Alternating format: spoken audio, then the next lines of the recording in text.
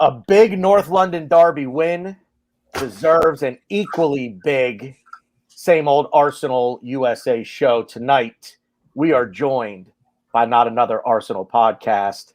Fellas, let's get into it.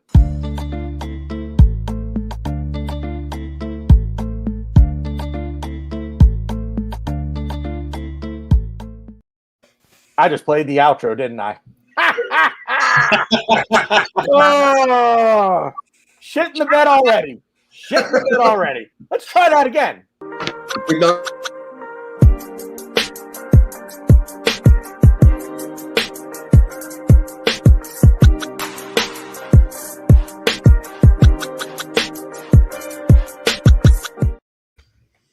Thank God I only have one advertisement I have to play. Lord knows at this point I'd screw that up too. So we got to keep the lights on. We'll be right back.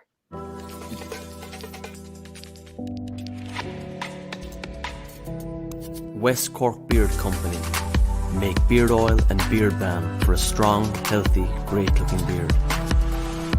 Handmade from all natural ingredients in Clonakilty, West Cork. Check out their YouTube channel for beard care tips and advice, or catch them online at westcorkbeardcompany.ie. Yeah, that was pretty Spursy of me, wasn't it, Dean Christian? And it's the only time you'll hear me say that word again on this show. So, as I said, big show tonight, joined by the usual cast of characters. To my right, to your right, he's actually to my left, is Rohan, back, finally. Feeling up for it, no jet lag, ready to go?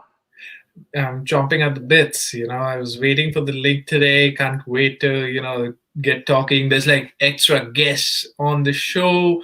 Our usual 12th man is here as well. Looking forward to it. And what can I say? Big W. Absolutely pumped.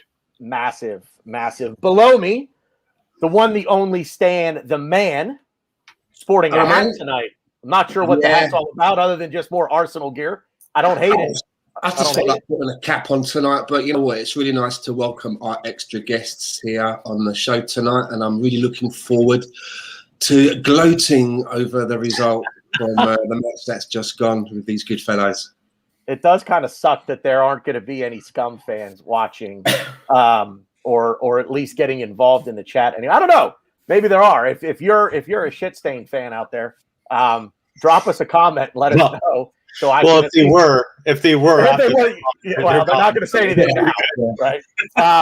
Ryan is off camera. I guess I'll bring him in last. All right, fuck me. I guess to go fuck myself then. I'll see you later. All right, there, Jonah Hill, from Forgetting Sarah Marshall. From the Not Another Arsenal podcast, I have Mike Hernandez with us. Mike, thank you for being here, man. It's I'm excited. I'm ready to get into it. Oh, dude, totally. I'm out of character, as my friend Christian says in the chat. I'm out of color, meaning I'm not wearing a black T-shirt today. So clearly, when I put on an Arsenal kit, if I put on anything other than a black T-shirt, it's celebration time, gentlemen. So let's go. Right. Also, from the aforementioned show, Kelly, how are you, friend? Thank you very much for being here, man. Yeah, thanks for having me, man. It's great. Yeah, Mikey wearing a jersey or not a black T-shirt, that's like his tuxedo right now. That's like me trolling him with a tuxedo and a top hat and a fucking cane. So he is dressed up. If he was going to like a christening, he'd be wearing that jersey right now. So we should be honored. And I'm honored. Thanks for having me. All I'm thinking of right now is Mike and Ryan walking into some event and Mike just taking the cane and smacking Ryan right in the back of the thighs from Dumb and Dumber. Sorry. Oh, yeah. As soon as you said that, that's what got into my head. Here's a fun little fact while we're on the black T-shirts. My wife and I, we went to the courtroom to get married. We didn't have anything fancy at all. And I literally went with the clothes after work, meaning I got married in a black T-shirt. I believe all consistency, of that. Lads. It's Arsenal needs consistency. I bring the consistency. Remember, I would take that as a bit of like a sign of mourning. Usually at weddings, I'm always the guy that provides the sympathy card. So, I get the gift, but I also get the card, and it's always usually like, we're so sorry, we're thinking of you in this difficult time, something like that. Listen, my dad. Listen, I thought my name was asshole until I was 14. So, Ryan, are you there? Yeah, I'm here. Me, Margaret. Can you hear me? Yeah, I'm just so excited, baby. Oh my God! We Yes, won! turn off. Yeah, we beat the scum. Let's go. And yes, I'm naked with Tottenham on my lap. What's up? I'm excited. I'm just so excited. I'm sorry. I'm so excited. I'm happy. And I'm gonna put my clothes back on. Oh my God! Yeah, Go we put were- your clothes back on for the love of all things holy and pure. I can't unsee that. Oh, shit. Jesus. It's not even his bachelor party yet, for crying out loud. I'm quite certain at his bachelor party, if I'm invited, I'm going to see him naked. So I think we at can least that'll expect, be my goal. I think we can expect a very stern email from Craig from our parents in the morning. Nah, we're good. We're good. So whilst Ryan is putting on his Sunday best, because clearly he didn't show up in it, let's get into it. We'll go around the horn here, Rowan. I'll start with you. North London Derby win, baby. Don't get any bigger than that. Doesn't get any better. Well, it does get a little bit better than that if we win the league or whatever. But there's a trophy involved. But yeah, general thoughts. Go for it. On the day, it doesn't get better than that, right? Like Spurs versus Arsenal.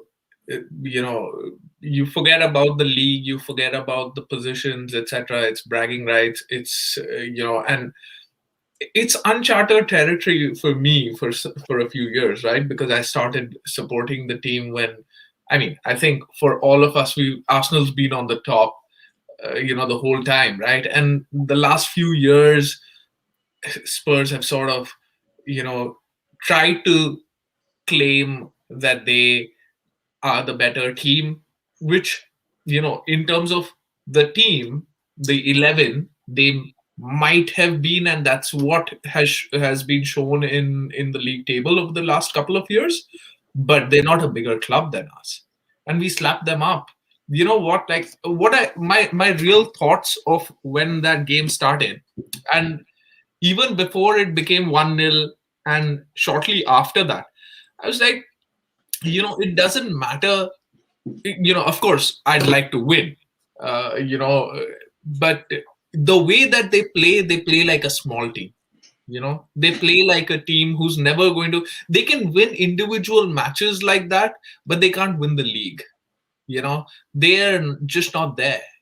And we just slapped them up. They were not there. They were lucky to, and that last 15 minutes probably gives them a false sense of understanding that they were in that game, but they weren't. Absolutely proud of the team, how we've performed. Difficult circumstances right before the match. I'm sure we'll get into that.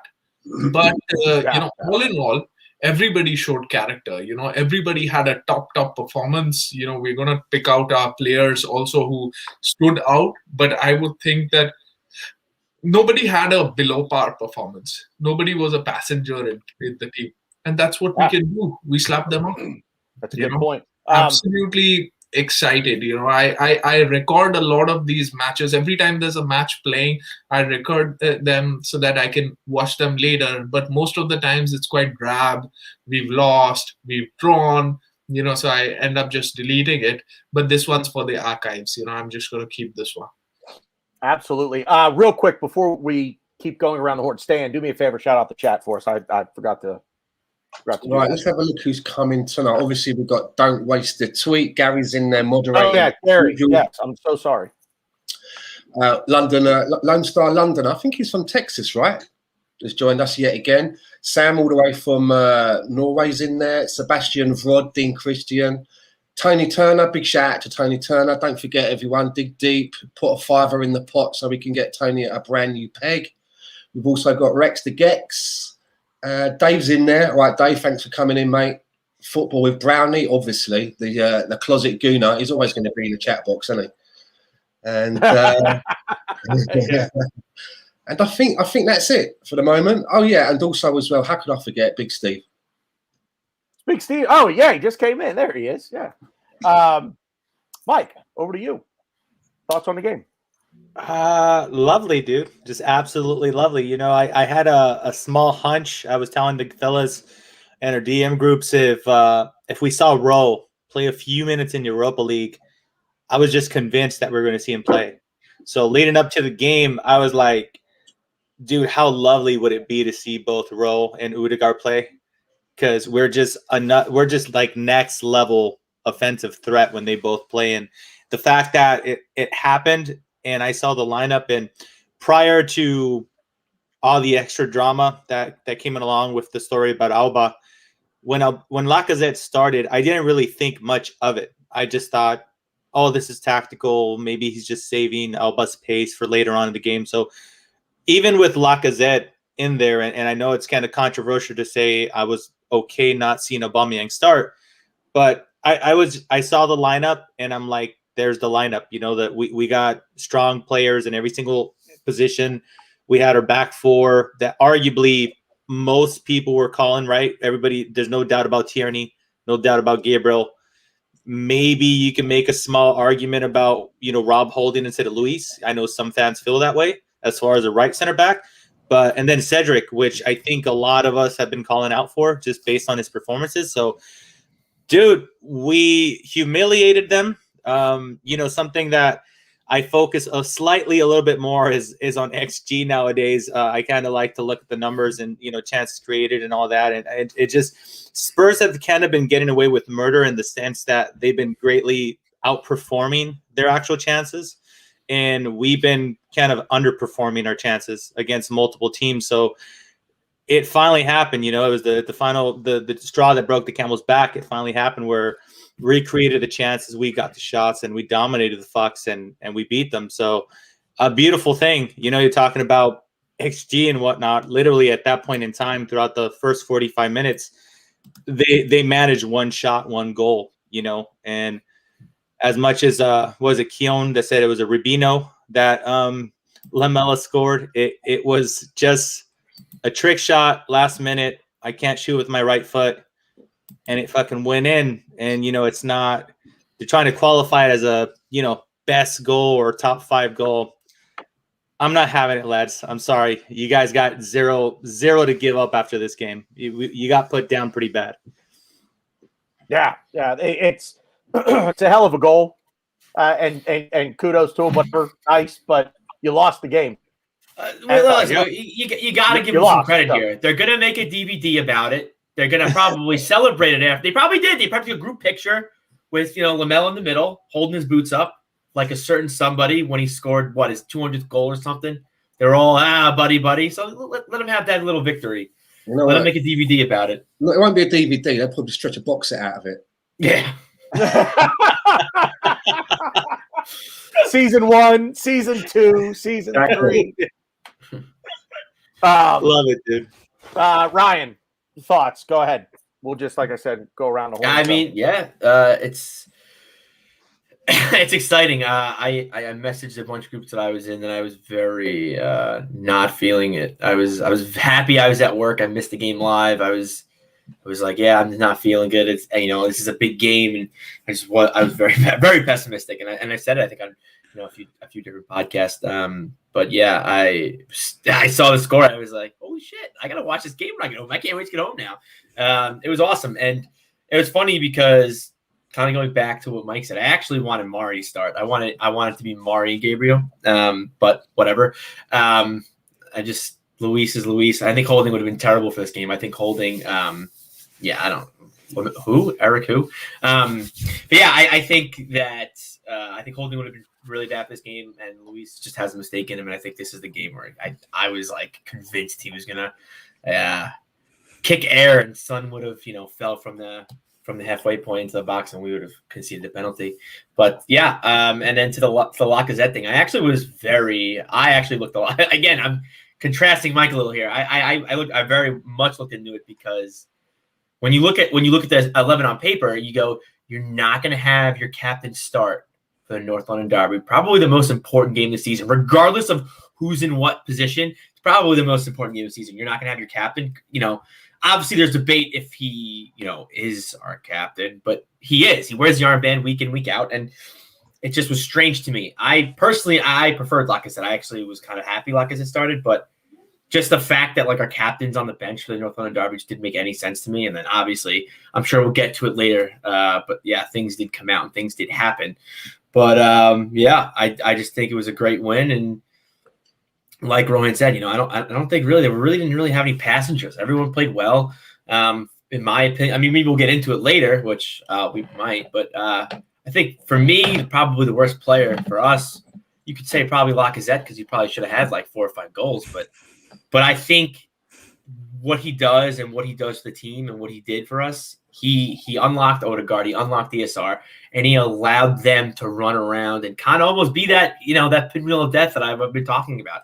Lacazette did a good job holding up play. He got in the thick of things, and he let ESR and Odegaard run into space.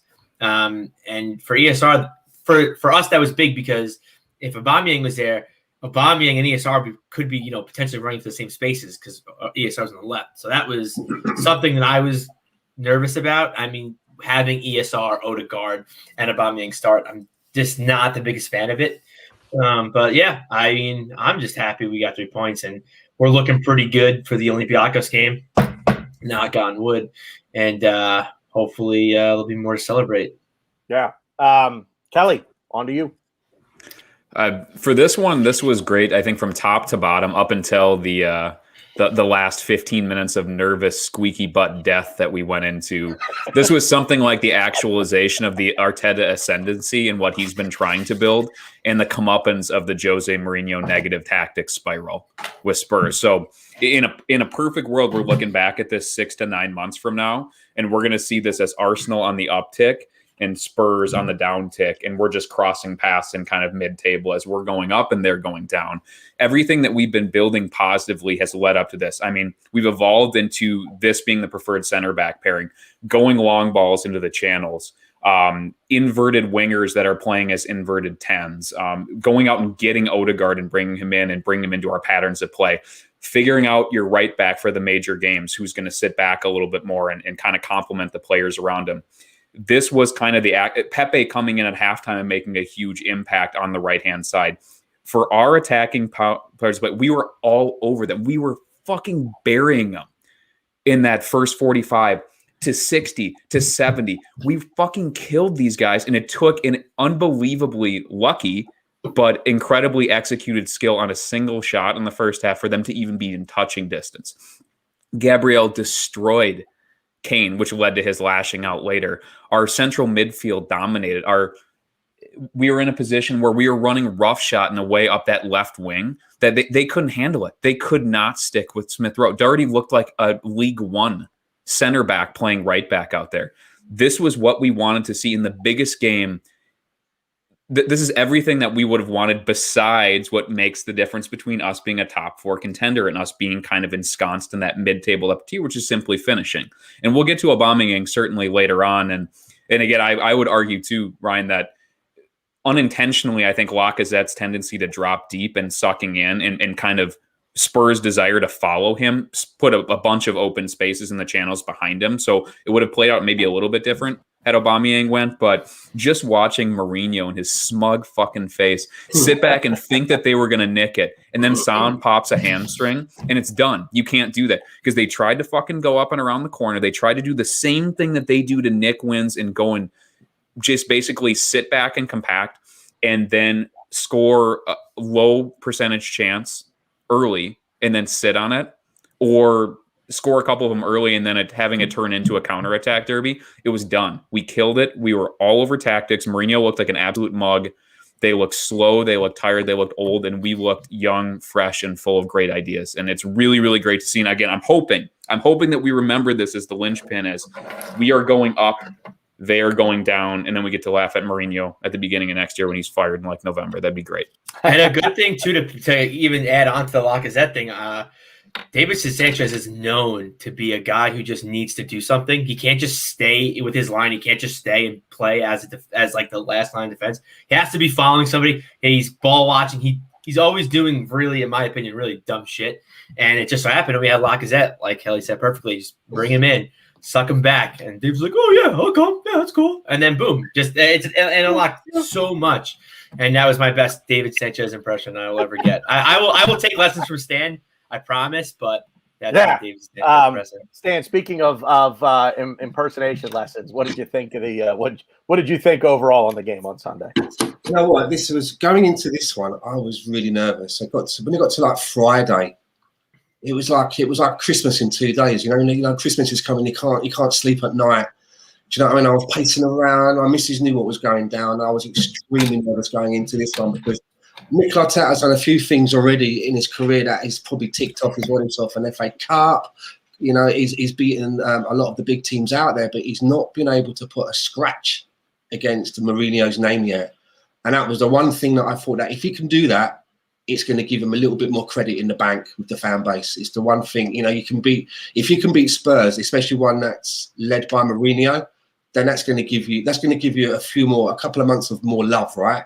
In your endeavours. And I love the way that Kelly just put the way that it's going like this, right? I like that. And we're just waving to as they're just going by, we're just like, you see you later.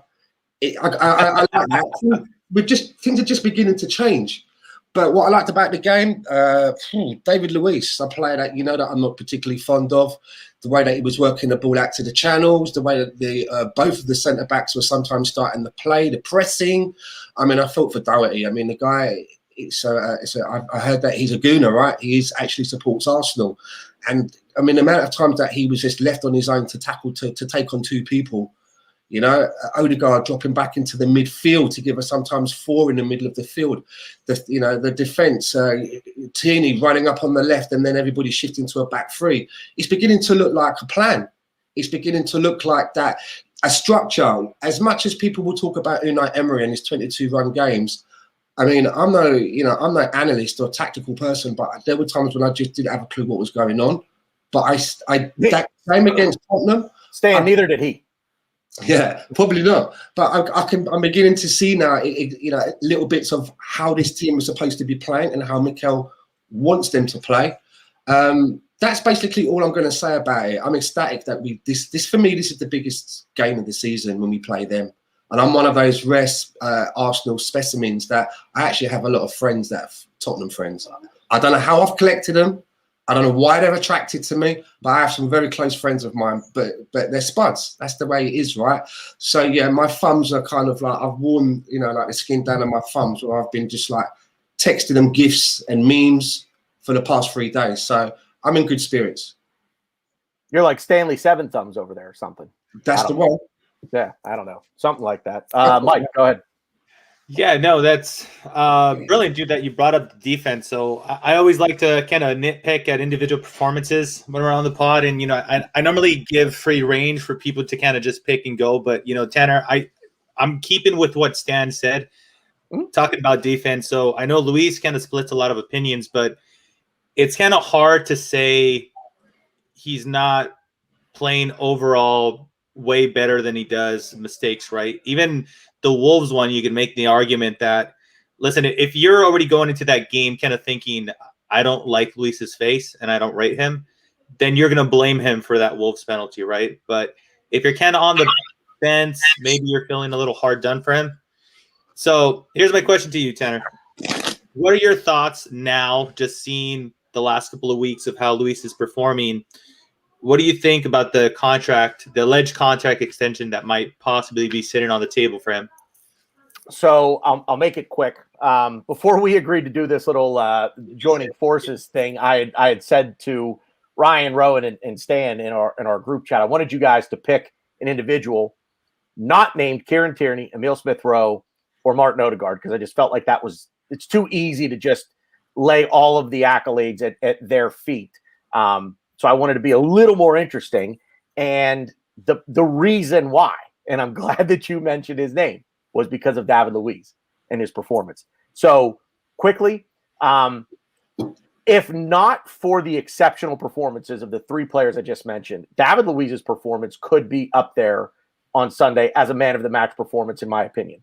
It's not because of the other 3. So I'm not cutting David Luiz, or I'm not cutting anybody off the knees here. I thought he was exceptional.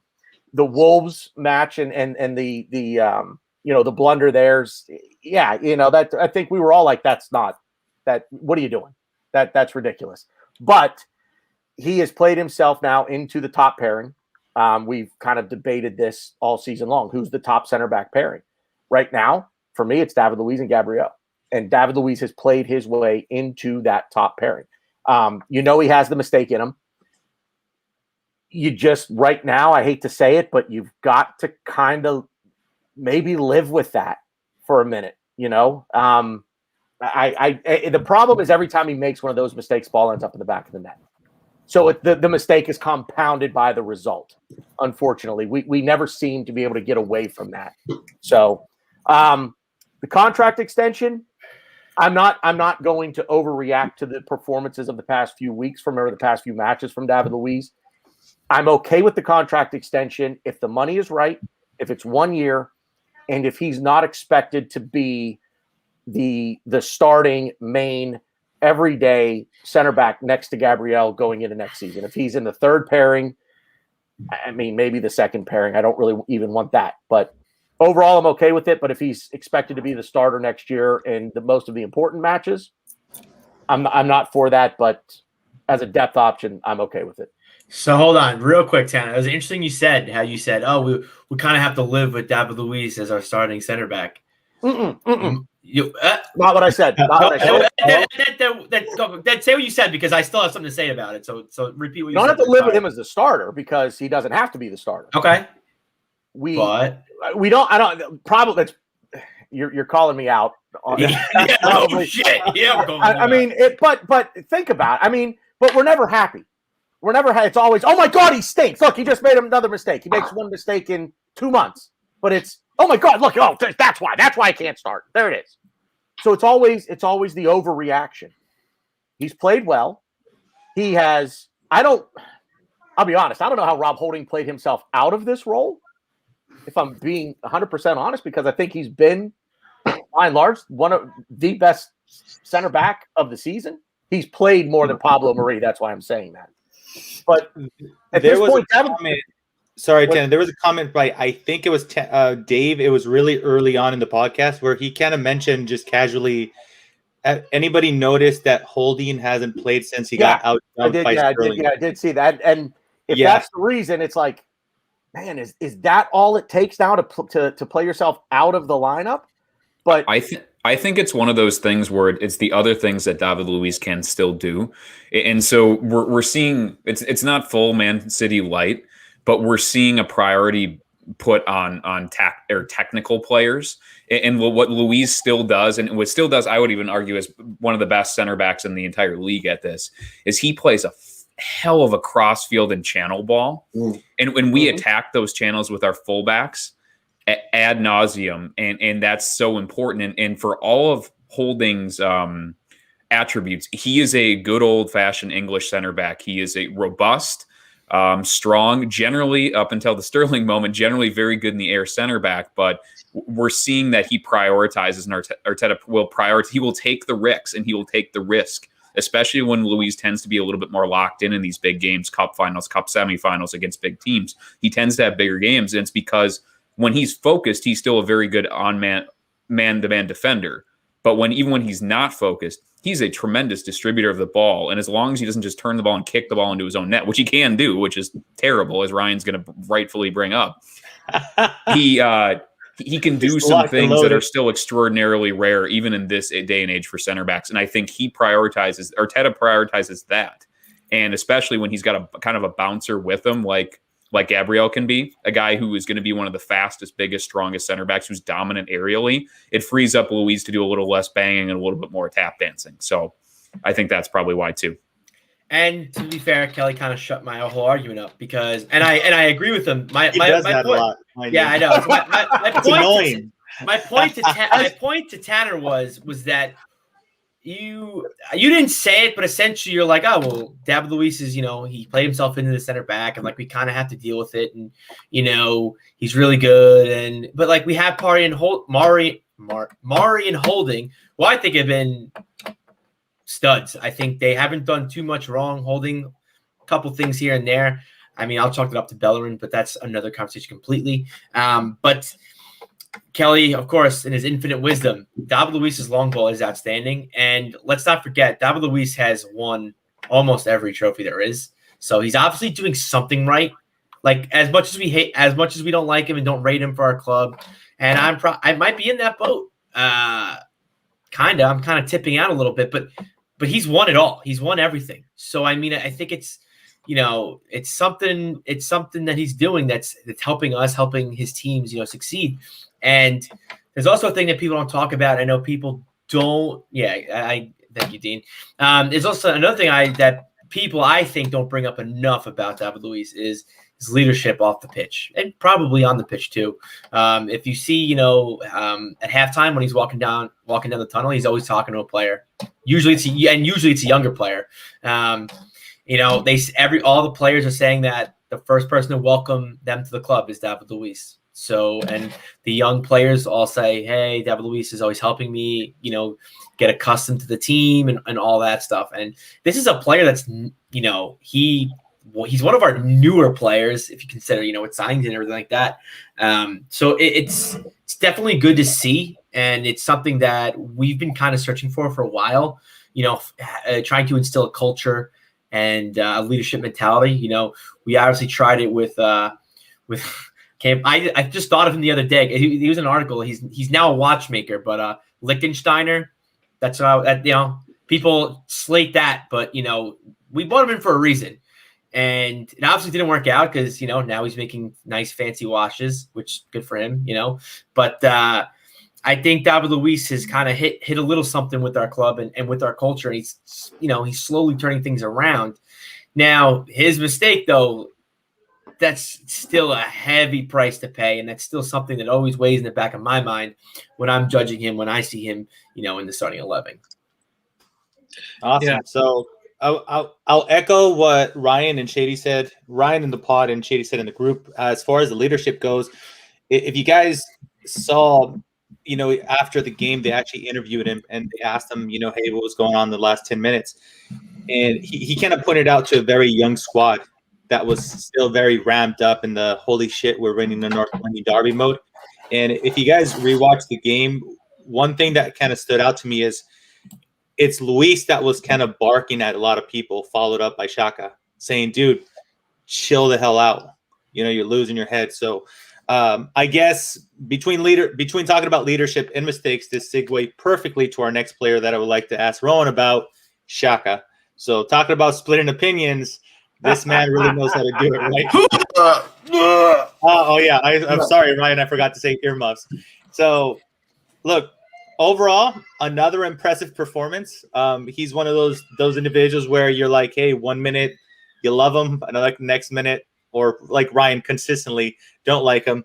Dude, I'll tell you what, even I fell victim of my own biased opinions, Rohan, where that slide tackle towards the end where they gave up a free kick. I'm in my DM group and I'm like, fucking Xhaka is messing this up. Kelly goes, he's been outstanding all game. And I'm like, listen, Kelly, I don't need your fucking logic right now, okay? Let me hate him because I need something to focus on. So anyway, Mikey, what happened right after that made me shove my foot in my mouth for about 5 seconds? What was it? It was the Kane offsides header that he just doinked in off the post. And I was I maybe hit send on that reply 3 seconds before Kane headed that. I was like, no, he was clearly offsides and just going, yeah. Sweat. I was gonna let him have it. Mike, real quick, let me jump in here. Ryan, get this out of the way. I was gonna wait till it was me. All right. I was gonna wait till. All right. Not trying to be an enabler. So yeah, I'm gonna be. I was getting all ready for this. I'm so excited. I don't even know if we'll even talk about it, but our 3-1 win. Beating Olympiacos. That was cool. Winning the North London Derby is always something that I take pleasure in. And I'm here with I'm here with the usual suspects and two fucking beautiful gentlemen. So my beer was easy. My beer of the week, and it's Turbo Love Juice, right? Yeah, because I'm just my heart's. I was doing a little Turbo Love Juicing before with my poop pillow. Is that up there with Gentleman's Relish? I don't know what that is. Awful. Oh, that's awful. I don't know what that is, but all right. You know what it is. Anyways, I'm an adult here, and I'm talking about craft beers, and it's by Labyrinth Brewing Company. So yeah, Turbo Love Juice, because I need all of it for you guys. Awesome. I don't know. Sit back, have a beer, and listen to Ron talk about your favorite player. Feel free. Go ahead, man. Mike's yours. Talk to us about Shaka's performance in this game.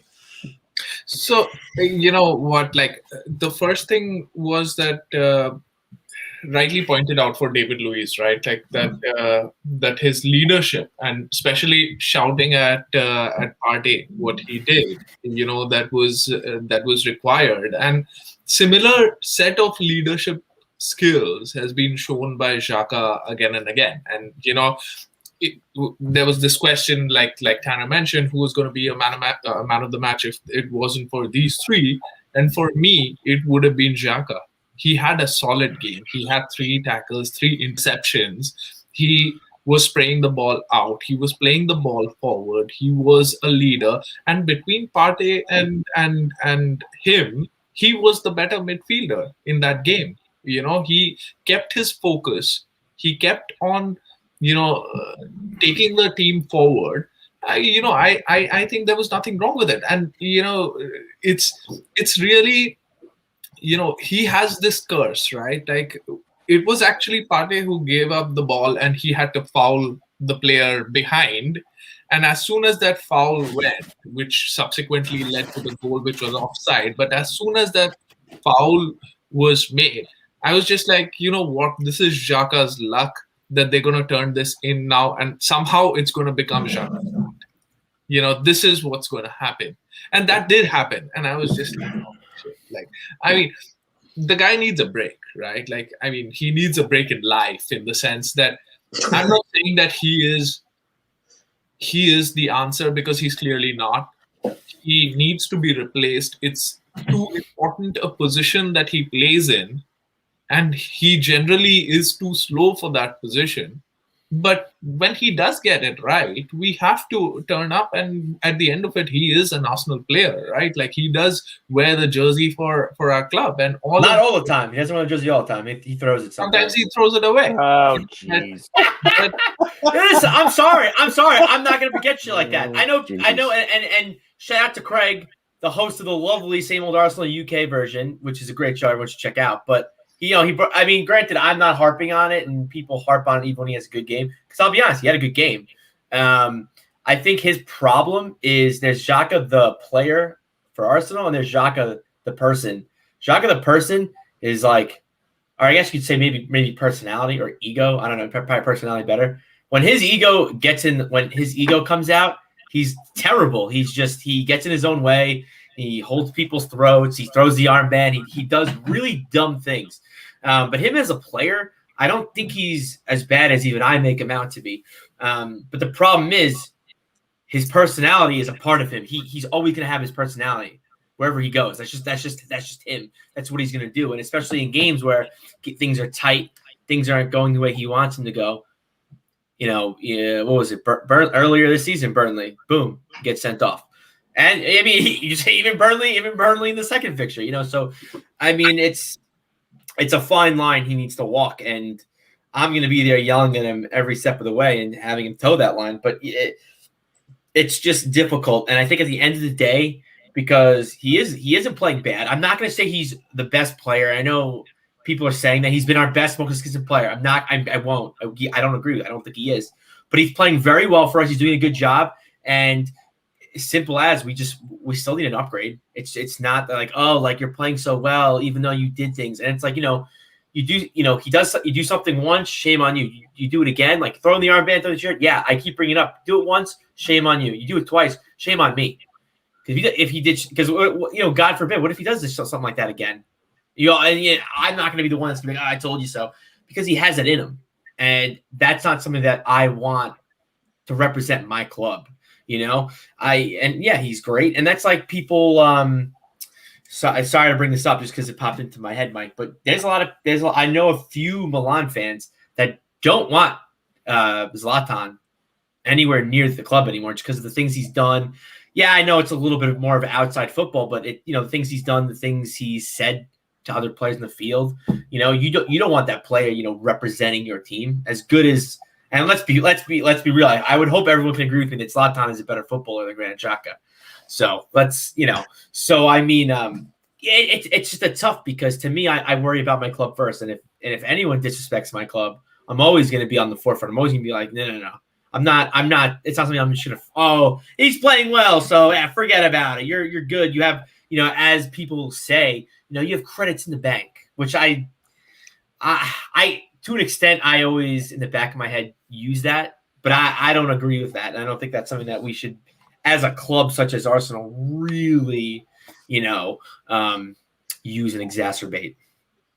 Fair enough. So that's the whole reason why Xhaka can't be in the starting 11 next season. But you can't tell me that right now he's not one of the leaders of the club. Since he came back from that first Burnley game, he's had more good games than bad games. I mean, I think he's overall 90% he's played well. In fact, he's been one of the people who's been responsible for that resurgence that Arteta has had. And there's a reason why he keeps getting picked by every manager, right? So if we trust in Arteta and if we trust in the process that he has, then we've got to trust his decision to play Xhaka all the time, right? And I believe as much as the next guy, right? Like that Xhaka is not good enough there. But day before yesterday, the game that he had, I thought he was the star signing and Partey was really Xhaka. I don't know if it was probably fatigue. He was giving the ball away. Partey was giving the ball away. He was making useless fouls. He was trying to play the ball too many times and run with the ball, which is what we want with Xhaka, but then giving it away because he was crowded out. That was the time to make that simple pass. We were ahead. And I don't know what was going on, because Partey is an experienced player, right? Like, he should know that was the time to kill the game, but we piled on pressure on ourselves because of that. So that central midfield, and when you compare it to our opponent's central midfield, just think about it. Ndombele, he wasn't there. Højbjerg, who's been one of their signings of the season, he wasn't there. All of these midfielders that Spurs have, and they are supposed to have, that's a Jose Mourinho lineup, right? It's supposed to be a strong, powerful midfield, and we had Xhaka, and then slightly below par Partey, and then this was good. So the credit does go to Xhaka for that game. I think you guys got some great points across. I'm gonna say that I completely agree with Ron in the sense that on a personal level, out to the public, I'll agree that he's done some really harmful things for his actual image. But when it comes to the dynamic within the locker room, he has to be doing something right. I mean, his whole squad voted him for captain. I know that divides opinions whether he should or shouldn't. I think we could all generally agree that he shouldn't be the guy that we rely on for next to Partey next season. But for the time being, I'm gonna side with Rohan on this one. And me not being the biggest Xhaka lover, admittedly, I would say that Xhaka was the dominant midfielder in this particular game that kind of just took the road. So. Kelly, I'm going to go with you. Talk to us. A surprise inclusion that kind of shocked a lot of people was Lacazette. I know initially nobody knew what was going on, but overall, he kind of had a rough first half, and then he obviously kind of fought back, figured out how to get himself into the game. What were your overall thoughts on him? Well, it's based on what I saw in the first 25 minutes. I'm pretty sure Lacazette didn't know he was playing until about 90 minutes before the game, because he looked like he was he just looked a little bit scattered. So what ended up happening, obviously, it's been litigated to death on other podcasts, and they came out before the game. Everybody knew what was going on. So I think there was some extra pressure on Lacazette too. It's his buddy. He didn't know that he was going to be starting. He would have prepped the entire week to probably come in on the 70th minute, if at all, probably chasing the game. And he had to go in there. But what Lacazette's style did do, and Ryan, you touched on this before, is that Sanchez is a moron and he needs activity and he's not positionally disciplined. And so he ran to Lacazette to get touched tight on a guy who's not going to spin and run behind. And so, well, that was probably not part of the initial setup. It worked a treat in this game because it allowed our fast, intelligent, wide players and inverted 10s to run diagonals and leave their immobile right back on an island. And that was where we attacked. That's where we had success. And that's where they couldn't stop. Even when Højbjerg rotated over there and tried to man mark somebody out, Tierney and ESR just figured it out. And a lot of that had to do with Lacazette being there. Now, the downside of Lacazette being there is that, again, I think Lacazette can still strike a decent ball, but he's getting slower. He was a guy who was always at the edge of having enough pace to be a center forward and was always kind of a 9.5 stroke kind of attacking 10 or maybe the more withdrawn forward in a front 2. So him getting near 30 and getting a little leaden foot and playing in the Premier League that's getting bigger and faster and stronger, it makes him about a half step short a little bit. So he's really struggled. I know in recent games he's had a really low shot volume. He's relied on people around him to either get him clear pullbacks. He's not initiating a lot of his own shots. And you can see between the toe poke and just kind of vacate that penalty spot position, we have fullbacks that really want to do the pullback. Maybe some of his weaknesses were put out there. But, I mean, all things considered, we're in a derby. It's about stepping up when you need to be there. And he still was making the runs. He was interchanging well. He was fighting with Sanchez. He was drawing Sanchez in. Overall, he was certainly a net benefit to this game. And the specific attributes that he has are players that we play, which is the benefit of having intelligent, tactically astute players adjusted to a different center forward. And Lacazette is smart enough and technical and tactical enough to make it work. And we remain dangerous throughout. Do I want to have Aubameyang playing there? Yeah, absolutely. Because I think he is in better positions and does more with what's there. But those positions developed because Lacazette will drop deep, will retain possession, will draw a foul, and ultimately slotted in a perfect penalty after making a great run and getting plowed into by a dumbass defender that he basically had on the rope the entire game. So from my perspective, do I want to see a Lacazette who's sharper and is taking chances first time and is getting clean open play goals? Absolutely.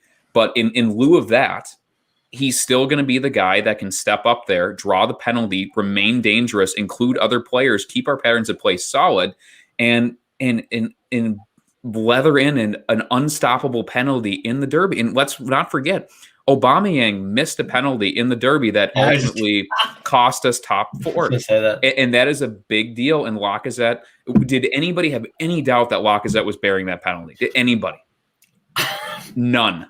That was going to, wherever he was putting it, that was a goal. Lacazette was celebrating that before he even struck it because he knew it was in. And it's a credit to him for stepping up on short notice and giving it his all. And I'd love to see him lose 10 pounds and be able to run a little bit, but it's just not the stage of the career he's in. And for what he had physically and what he was dropped into, he did really well. I don't want to see him in another North London derby necessarily because I just want to see.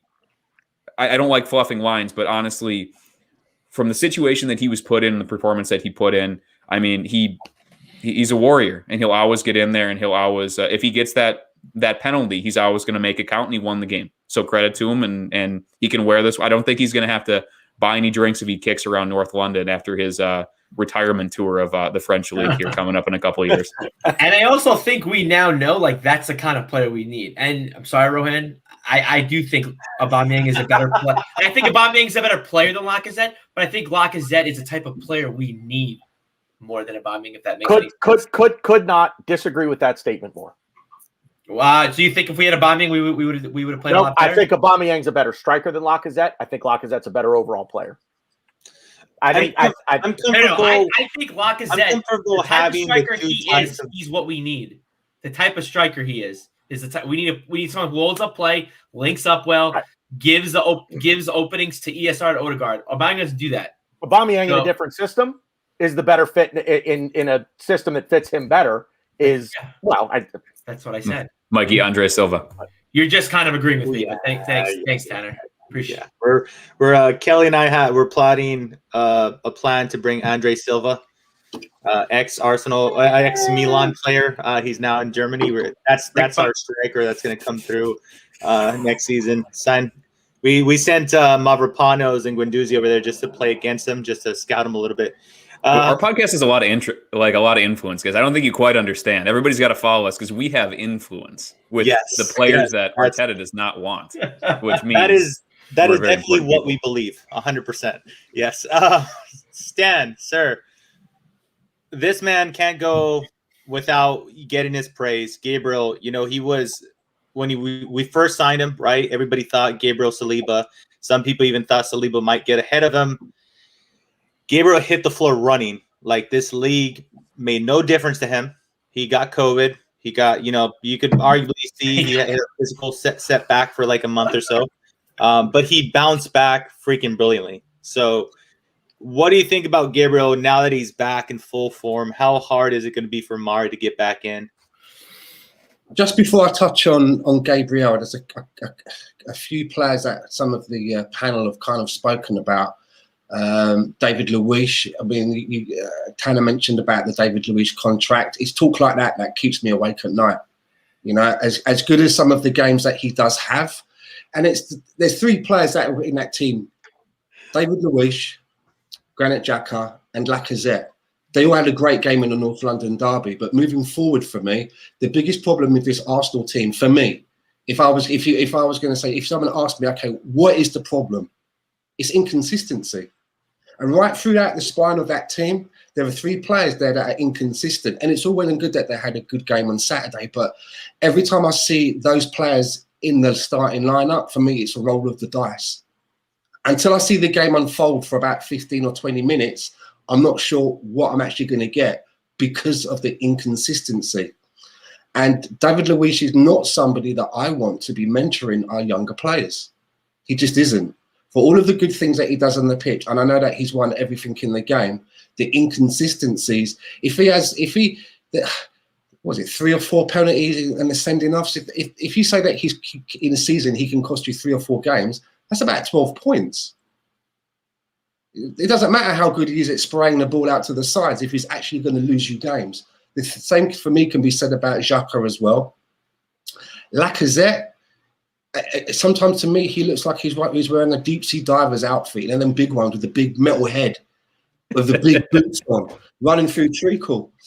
And I just think that moving forward, if we want to get to where we want to be, we need to cut out the inconsistent performances. If you're saying that, for example, David Luiz had maybe an 8 performance yesterday, an 8.5, that's really good. But there's too many 5s in there throughout the whole spread of the season. I'd rather have a player that's just going to give me 7s.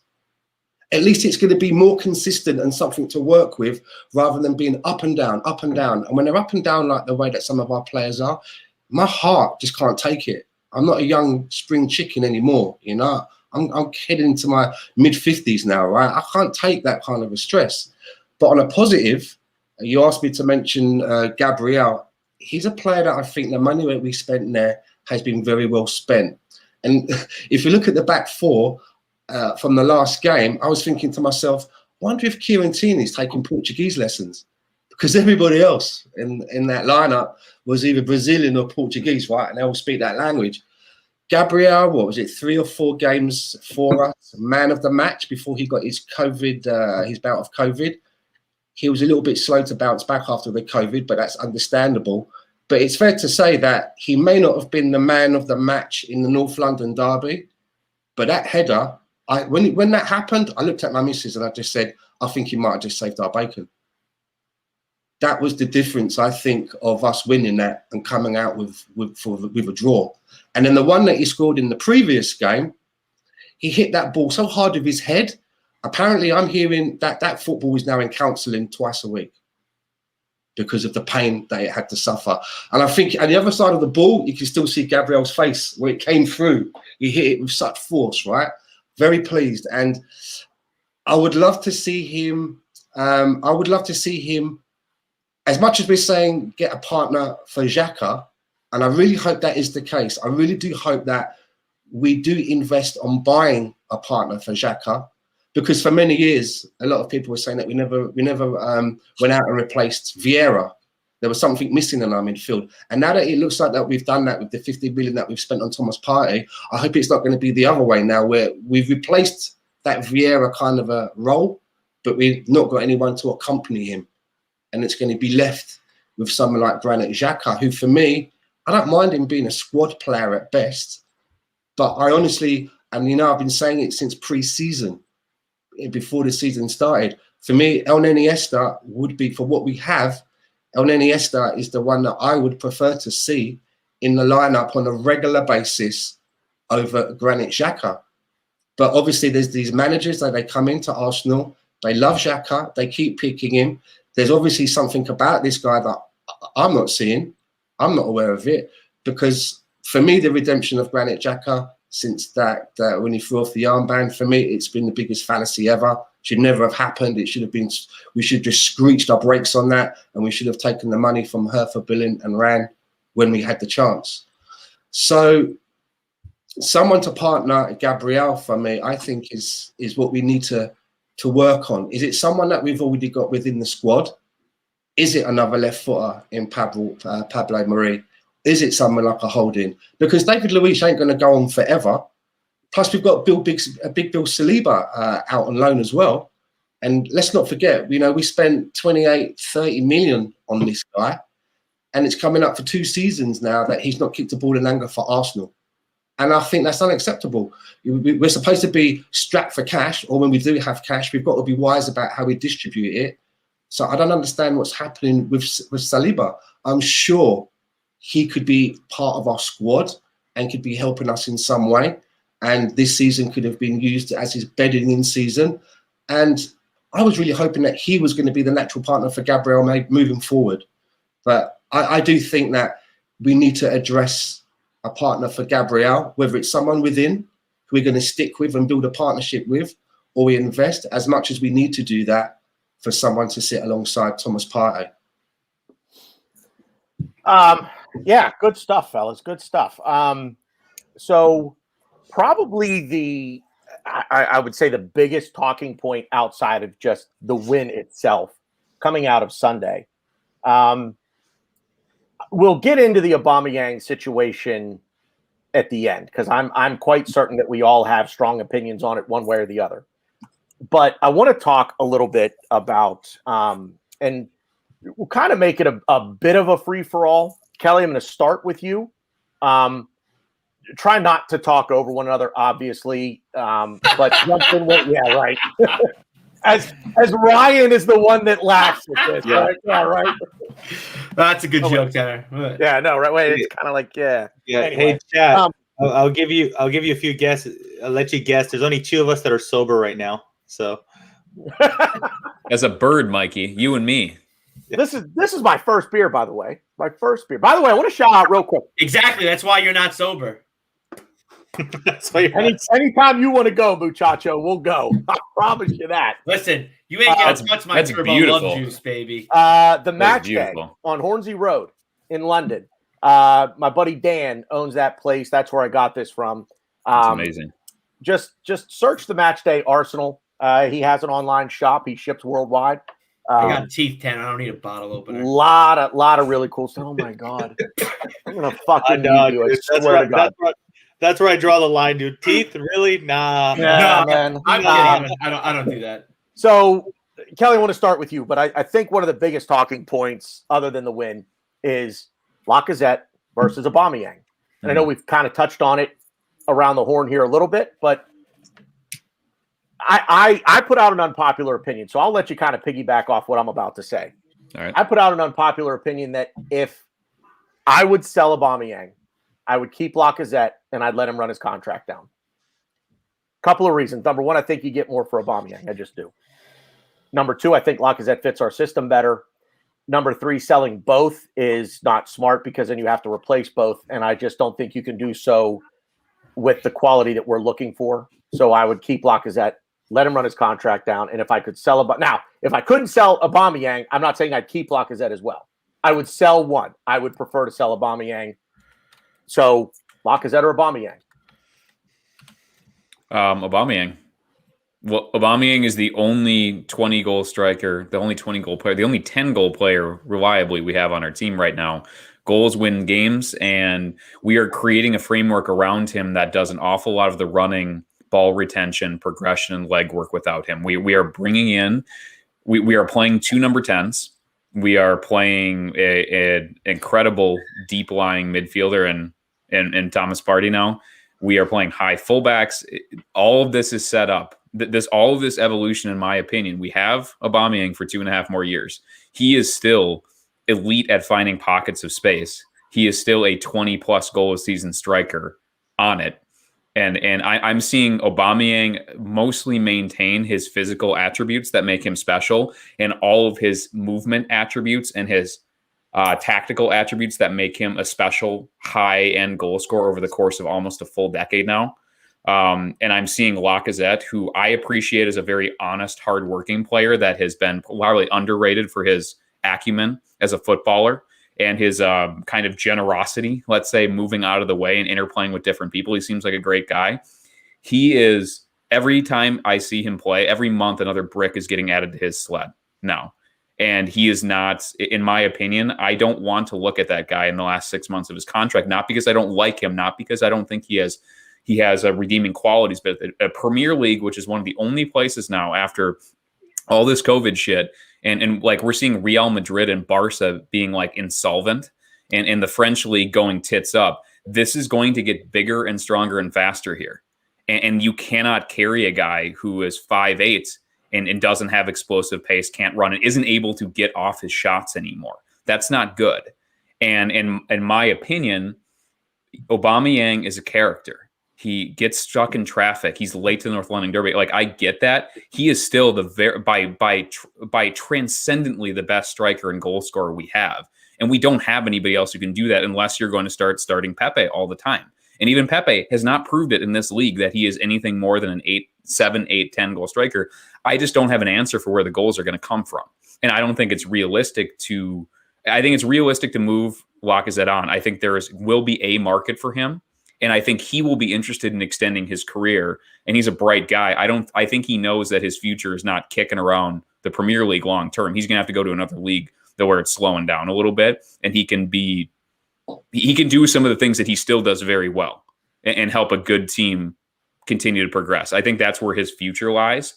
And I think Aubameyang likes the lights, and he loves the money, and he doesn't want to go anywhere. And he also wants another big payday at the end of his contract. So if we're talking about who we could shift, yeah, Abba could get more money. I don't think Abba wants to go anywhere until he's going somewhere for free, and he's going to get bang on another 150 grand a week to go somewhere else, to Paris or whatever.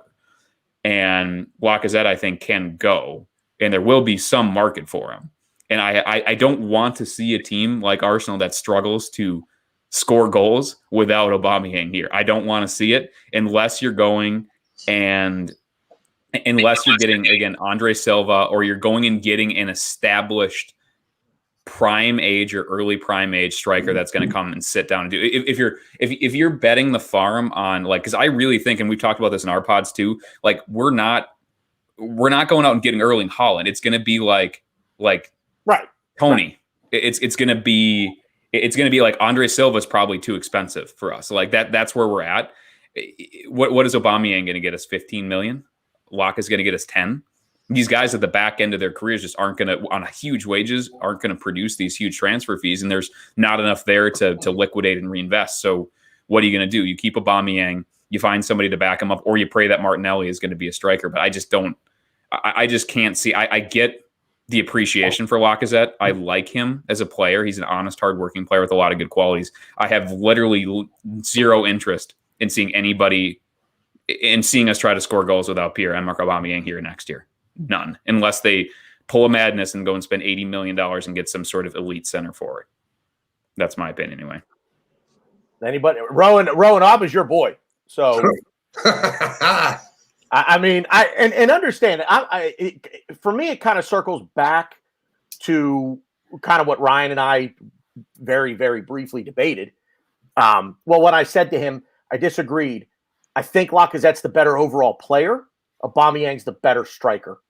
And I just think Lacazette fits the system better. I just don't think Abba now, once everybody around him figures out the system, I just don't think Aubameyang fits it. Or if he does fit it, he fits it on the left. Would you realize I said everything? I said that, right? Like, so you agreed with me. I just said all that before. You said you thought you thought Aubameyang was a better player than Lacazette. No.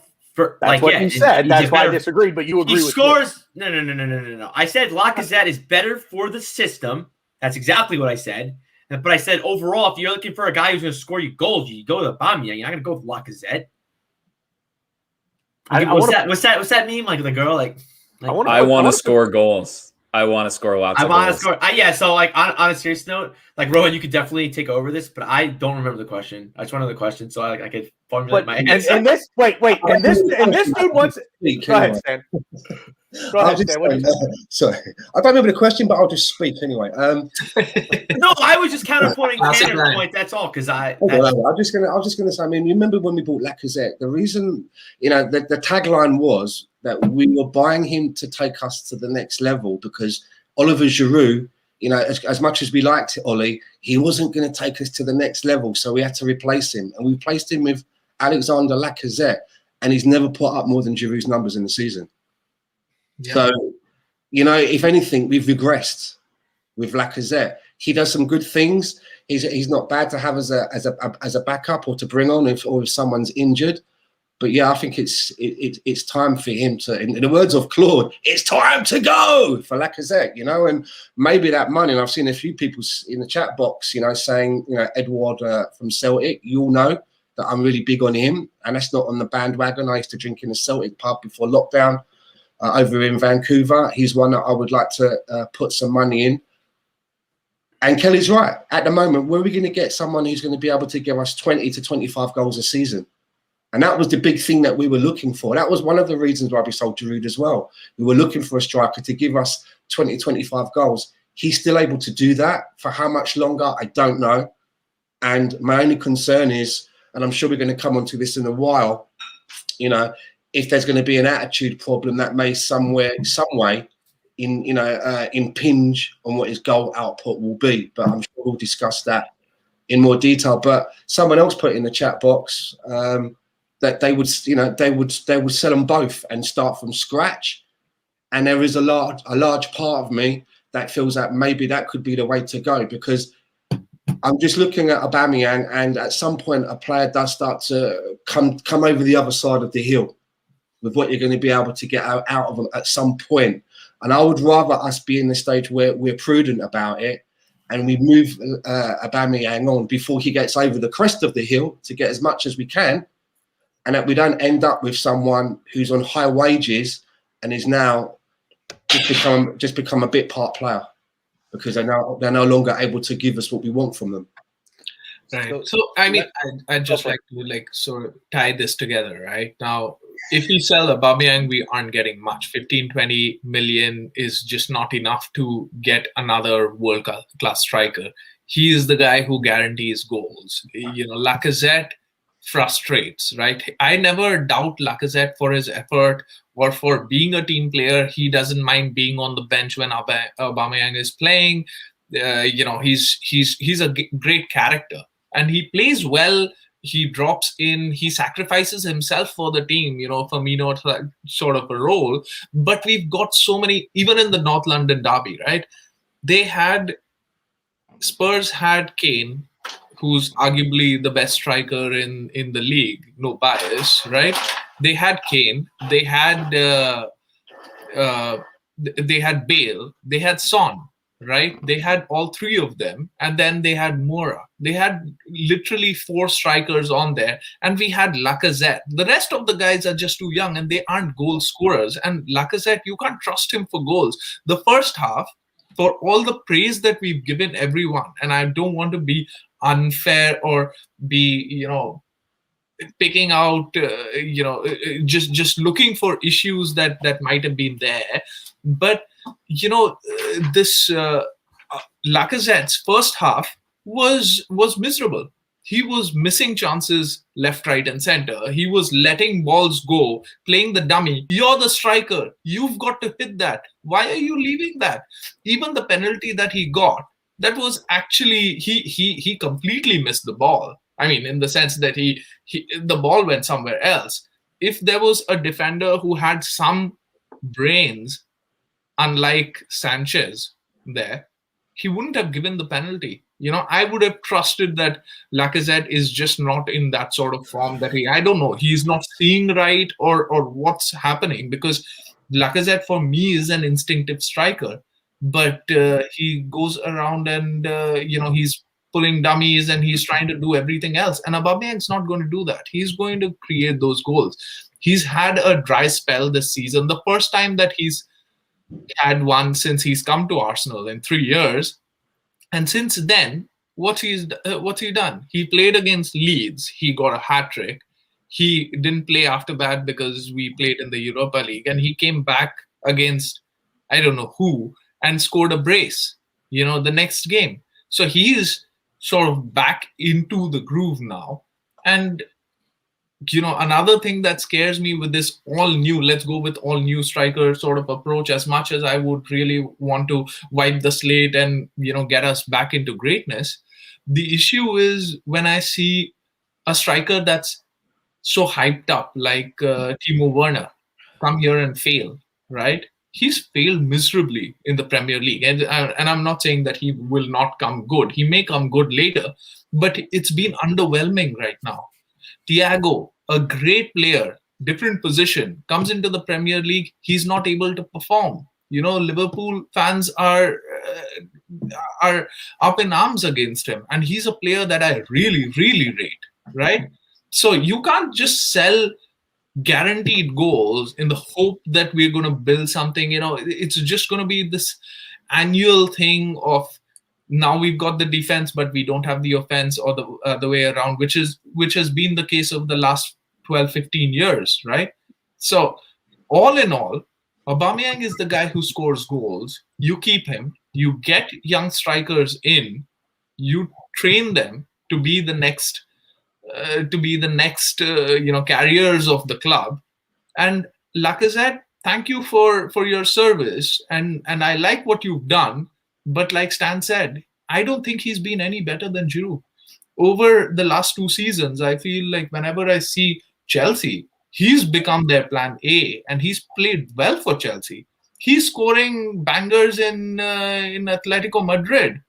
And Lacazette is missing his shots in the North London derby and then getting penalties and scoring them, right? So that's the issue that we are dealing with. And we'll come to the attitude problem and all of that later, once we come to that. But player for player, I don't think there's a doubt in terms of scoring goals that Aubameyang is far superior than Lacazette, and that's the area that we lack. We have creativity, we lack the goals. If we could bring in a rule like they do in American sports, where you've got, if you get, when we get a penalty, you can bring on a player just to score the penalty, and then they fuck off again. Then I'll keep Lacazette because he's good at that. His penalties are good. I'll keep him to take penalties, but those rules don't apply. So forget what I just said. Fair enough. All right. So how about before we touch the whole Aubameyang thing, how about we just actually deep dive a little bit into the game? And something we kind of touched upon on our last podcast was Odegaard, where he seems to be like incredibly impressive. Just the things that he's been pulling off. He seems his football IQ is like at another level. He pulls off a few passes that they're just freaking brilliant. Certain people on my podcast like to annoy me by saying that he reminds him of another player that we used to have, he who should not be mentioned, a very, very tactical player that we have. But Ryan, here's the thing: the comment that was made in last week's podcast was he's tipping that point. He's about to pass that scale where he's performing. He's doing really great passes. We're having really good looks, and we're getting a lot more shots or shots at goal. Right? Here's the question, Ryan. Odegaard, the goal.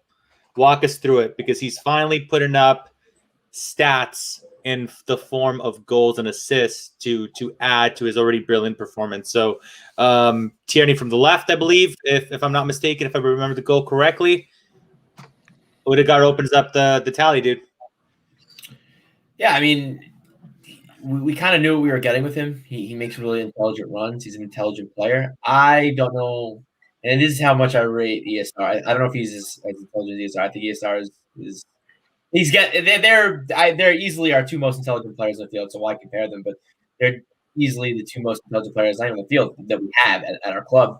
And I think that they could. I think they can learn off each other. I think if we could utilize ESR on the left, which is kind of what we did on Sunday, I think we have a nice little setup we got going on. And if the reports are true that Odegaard wants to stay, make this his home, then I'm definitely all for it. Yeah, I mean, I think again, I think we played well. Don't get me wrong, but I think the Scum really just did some really dumb things in this game. They just left pockets of space open, which I will attribute a little bit to Lacazette. And I think Odegaard and ESR just completely exposed them. And I don't think he could have any more room than what he had to get that shot off. I mean, obviously it took a nice deflection off out of Ireland, but I just the more I watch him play, the more I see what he could do. And I think to an extent, because I kind of watched him a little bit with Real Sociedad, not a whole lot, but when we were linked with was it Isaac? I can never say his name. And watching Nacho Monreal, and there was also another midfielder that I was interested in from there too. I can't remember his name, but I watched him. Who? Left winger, Spanish. I don't know. Nah. Yeah. Nah. Too much turbo love juice. Sorry. But the thing is, Odegaard could score. He could score goals. It's not something that's like out of his arsenal. But and I think people don't realize that because we haven't really had a midfielder that could really score. I mean, our last midfielder that we really could score, we say like Ramsey, but that's when he's on the field. But and I'll still beat this drum. Not that I do miss him a little because I know I didn't like him when he was playing for us, but he was just so inherently out of position. He was just out of position every chance. I was screaming at him. I brought this up on multiple podcasts. He's the kind of guy that I'm playing with in a league game where he's completely out of position. I'm screaming at him, what are you doing? Stop. Don't shoot the ball. He shoots it, and he just beautiful upper 90. Goalie didn't even have a chance on it. And I'm like, you know you're in position, right? But that was a nice shot. It was a nice goal. And that's what Ramsey did. But I know I'm kind of going off topic a little bit, but I think, people need to not people, I think just us. I think we need to, have that variety, I guess you could say, and again, quoting the pinwheel of death, and that we could constantly just rotate around with, the Sakas, and I'm even going to put Pepe in there, ESR, Odegaard. And I kind of don't even want Lacazette and Aubameyang, really, if it comes down to it. If we want to make a run at Champions League and we want to do these big things, neither of them are going to get us there. But also to and I don't want to go back to the conversation, but I also don't think there's a real right answer or a real right thing to say to get us where we want to be. Because I think last year I would have sold both and started over. Maybe get Balogun, bring in a cheap option, have Balogun, maybe even Eddie. I don't like Eddie, but I think Martinelli is going to be trained to be a center forward. So I think maybe utilizing Balogun, Martinelli. But I don't know. It's a little late because I think the time for rebuild is starting to end, and we kind of need to just go forward. But yeah, I think that this pinwheel of death and this Odegaard thing is something, and I really hope that we could utilize him without hindering ESR, because that's my baby. That's my baby. Brilliant. And nice segue into a player that came on that just seems to be continuously impressing for us. Stan, I'll go to you on this. I know we talked about Lacazette a little bit earlier in the goal, but how impressed were you with that little bit of skill of Pepe just intercepting the ball prior and just making that just extremely wicked pass, bro, to Lacazette? Everyone's silent. Was that me? Yes, mate. Oh, fuck. I knew it. Everyone's silent. I was like, he asked me a question, didn't he? I was like, fuck. You know what? I missed that bit in the game. Fair enough. I'll give you another topic that I was kind of saving for Kelly, because I know that he is very opinionated about this, but I'll let you guys all have a say at this prior to talking to Aubameyang. Harry fucking Kane. Wanker.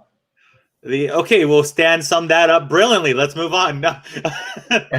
you want to talk to us about that play that he did with Gabriel? I wanted to mention it when you asked me earlier about Gabriel, because he was involved in some real shit move yet again by Harry Kane. I've seen it so many times now, and he just basically comes in with his back on his hip and just barges the player out of the way, and there's nothing said about it. I mean, I'm from the UK, all you guys are American, but I'm sure you're aware that on the BBC, there's a show that everybody watches on a Saturday night called Match of the Day, where they go through the highlights of the games and they all talk afterwards. And what I can gather, it wasn't even mentioned, and there seems to be a bit of a trend. I've seen it happen before with England captains. I've seen Shearer do shithousery like that, the same with Beckham.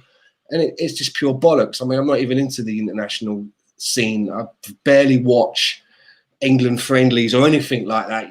I've taken some World Cup games for the international flavour, but this is just pure bullshit that he's allowed to get away with this shit. Do you know what I mean? It's like he has this way of, as well, he does it. We were lucky that Gabriel had his feet on the ground for that one, because his usual trick is to do it while the player's got both feet off the ground and is in the air.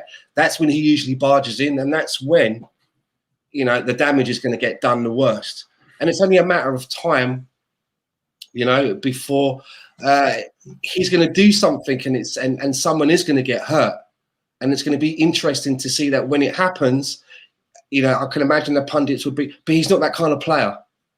That old chestnut. It's funny, and I sorry, mate. He's that fucking kind of player because he does it every fucking week.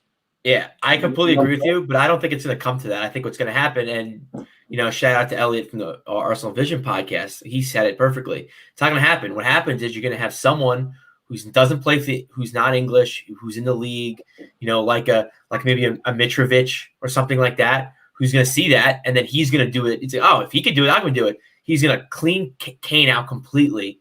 Kane's going to be the one stretchered off, and then it's going to be a deal. Then it's going to be a whole thing. Mitrovic will be sold out of the league. He'll be kicked out. I use Mitrovic as an example because he's known for a little bit of that type of stuff, and I know he's not English, but I could totally see that kind of backfiring and happening, and then he's the one getting hurt, and then everyone's like, "Oh no, Harry, poor Harry," and then it's like he's been doing this is his thing. This is what he's been doing.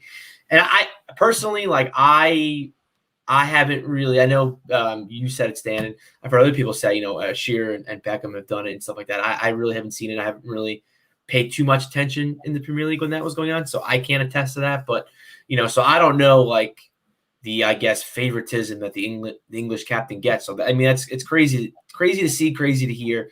But I don't know what's going to happen because his little theatric that he does, where the guy goes, like you said, the guy goes airborne and he completely backs up in him and cleans him out. It's scary. I've been in situations, maybe not to that extent, but when you're up in the air and you have really no control over how you land or what you do, and then you have someone else changing that up on top of that. It's definitely, it could be scary stuff. So I don't know. I don't know what you do from here, because let the players start policing the game themselves. Yeah. So, I don't know. Yeah. So you're not. I mean, I'm serious. What? So either Arse blog or Arsenal Vision brought this up, and so I'm gonna say, before I even say what I'm gonna say, these are my opinions, not any of the individuals on this podcast. Well, I'm your spirit animal, so I probably agree with you anyway. Oh, there you go. I don't want to rope you guys into it. I'm roped in, baby. I know AFTV got a lot of shit because there was a few of their fans kind of laughing that Son got injured. Listen, Son's been really freaking dirty in his career. Kane has been really freaking dirty in his career. And if somebody 2-foots him and injures him, I'm really sorry, guys, but I'm gonna look at that as karma, dude, because you could only kick the shit out of everybody and get away with it before other players say, okay, motherfucker, it's my turn. So eventually he's gonna go up for a header. He's gonna get spun like he spun Lacazette. He's a big boy. He's not gonna fall as gracefully. He's gonna get injured. The media is gonna have a meltdown for whoever injures him, right? Because just like they completely ignored the Gabriel thing, it didn't get brought up, it didn't get spoken about, and the media just turning attention away, right? And we've seen the media kind of pick and choose who they want to go after, right? This man has been proven thus far to be completely untouchable. So I'll tell you guys right now, whether it's a freak accident or somebody just gets pissed off and elbows him, I will have zero sympathy if this guy gets injured, because the way he plays, it's a minor miracle he hasn't seriously hurt somebody.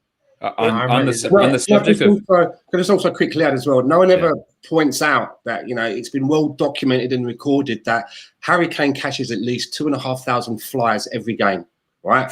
Those flies have families. Those flies have families, all right? That's what I'm going to say. Flies' lives matter.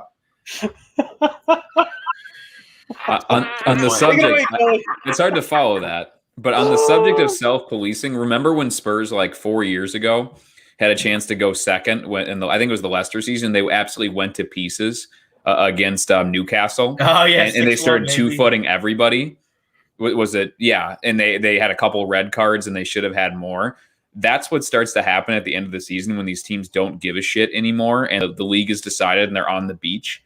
And if I'm doing a semi-bold prediction, if there is a dust-up, and there's like, again, the Kane backing into somebody or the late kind of frustration fouls, it's not going to be great because they're going to lash out. Like that's what's going to happen, because at some point now, and I think we're maybe just because we're on the Arsenal side and we're obviously hypersensitive to Spurs being huge fuckers, and like we're going to point it out.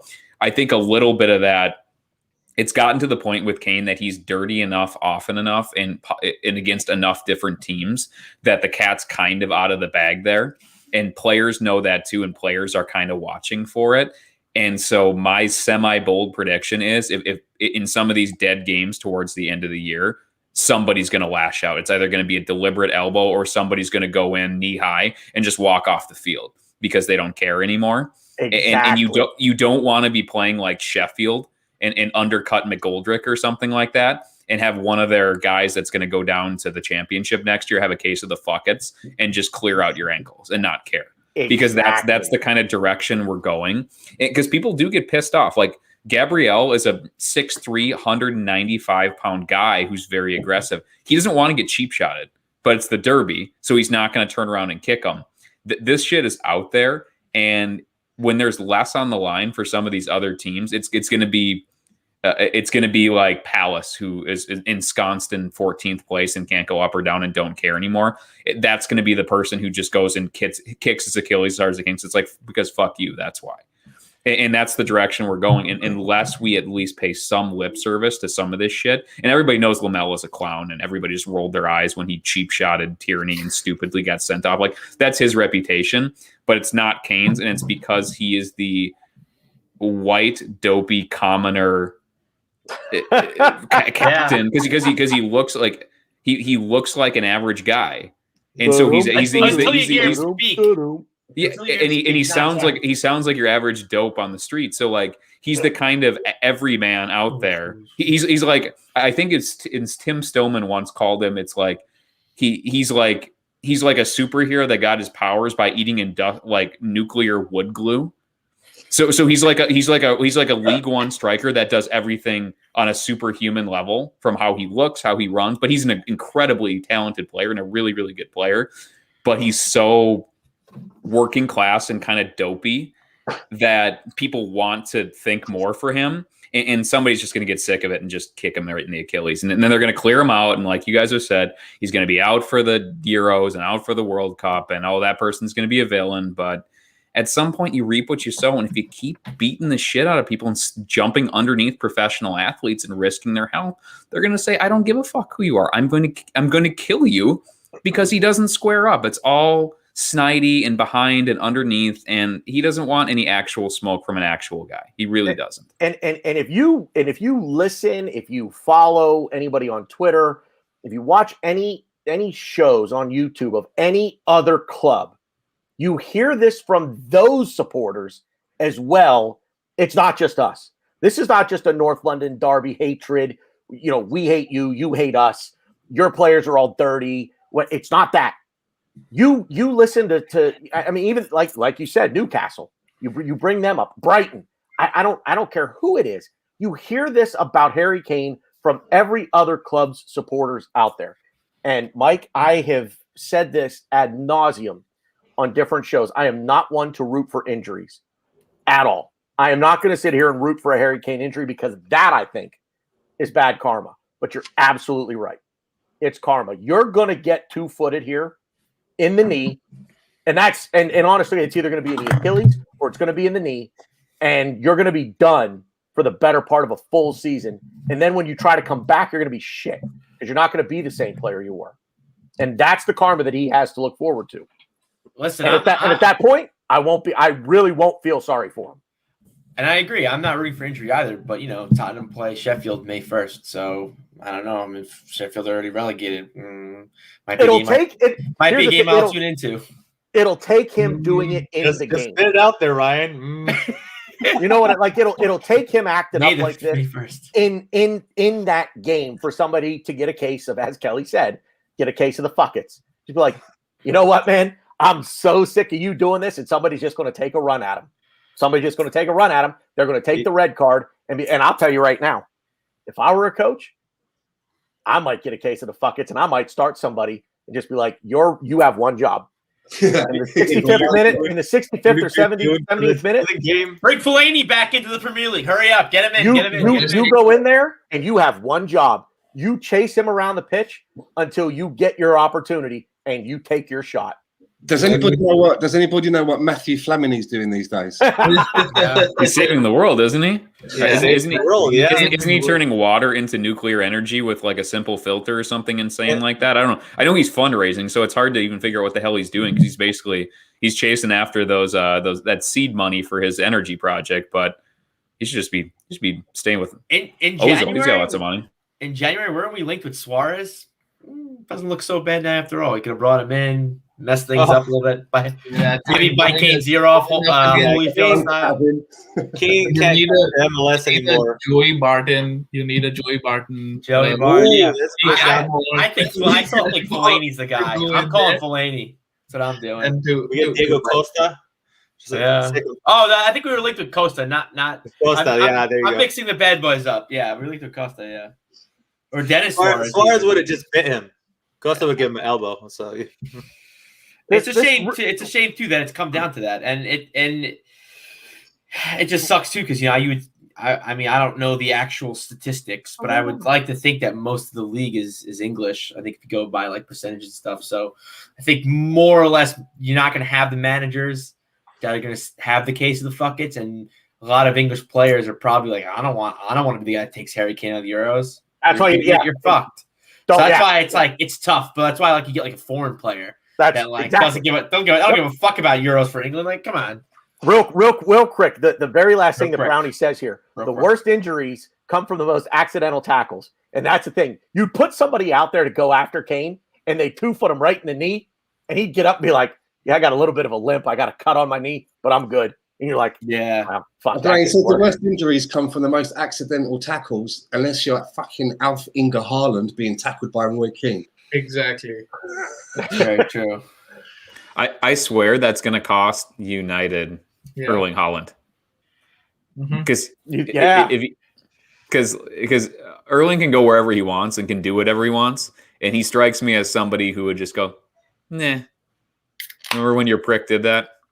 No, I'm all right. That's true. He did come out and say though he only wanted a couple of teams, and United was one of those. So. United's the great leverager. If you want more money from somebody better, they got lots of money. His dad used to play for City, so he might want to go there. Oh, wow. I didn't know that. Yeah, that's what I just said. Alf Inge Haaland. Do you remember when he got tackled by Roy Keane? Broke his right. Yeah. And it was basically like, I'm coming to break your leg. There was no accident about it. That's not going to allow that. No, he's Arsenal destined. # confirmed. So we only need 150 million. I mean, that's it, guys. It's right there. Where could we get that from? If I buy enough Arsenal 424 gear, sell a couple Walmarts.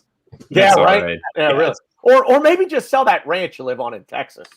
Part of it. I don't know. I'm sure the government could come up with something decent to do with all that land. The largest privately owned piece of land in America is that ranch that he lives on. That's the guy I was thinking about. Ryan Shawcross. There you go. Kane should never come and play to the MLS because we got Shawcross over here now. So I think he's going to be out injured just with sunburn for half the year playing in Miami, Ryan Shawcross. Like, honest to God. Was he going to have one of those umbrella hats on when he's running around out there? Lobster boy. Yeah. So we got about a half hour left here. I feel like we could kind of go all night here. We're going to go well past 2 hours on this topic. Aubameyang, the benching. All right, let's start here. Hang on. Before we go to Aubameyang, do you want to have a quick thing about the penalty? Go for it. You know, Jermaine. You know, you got.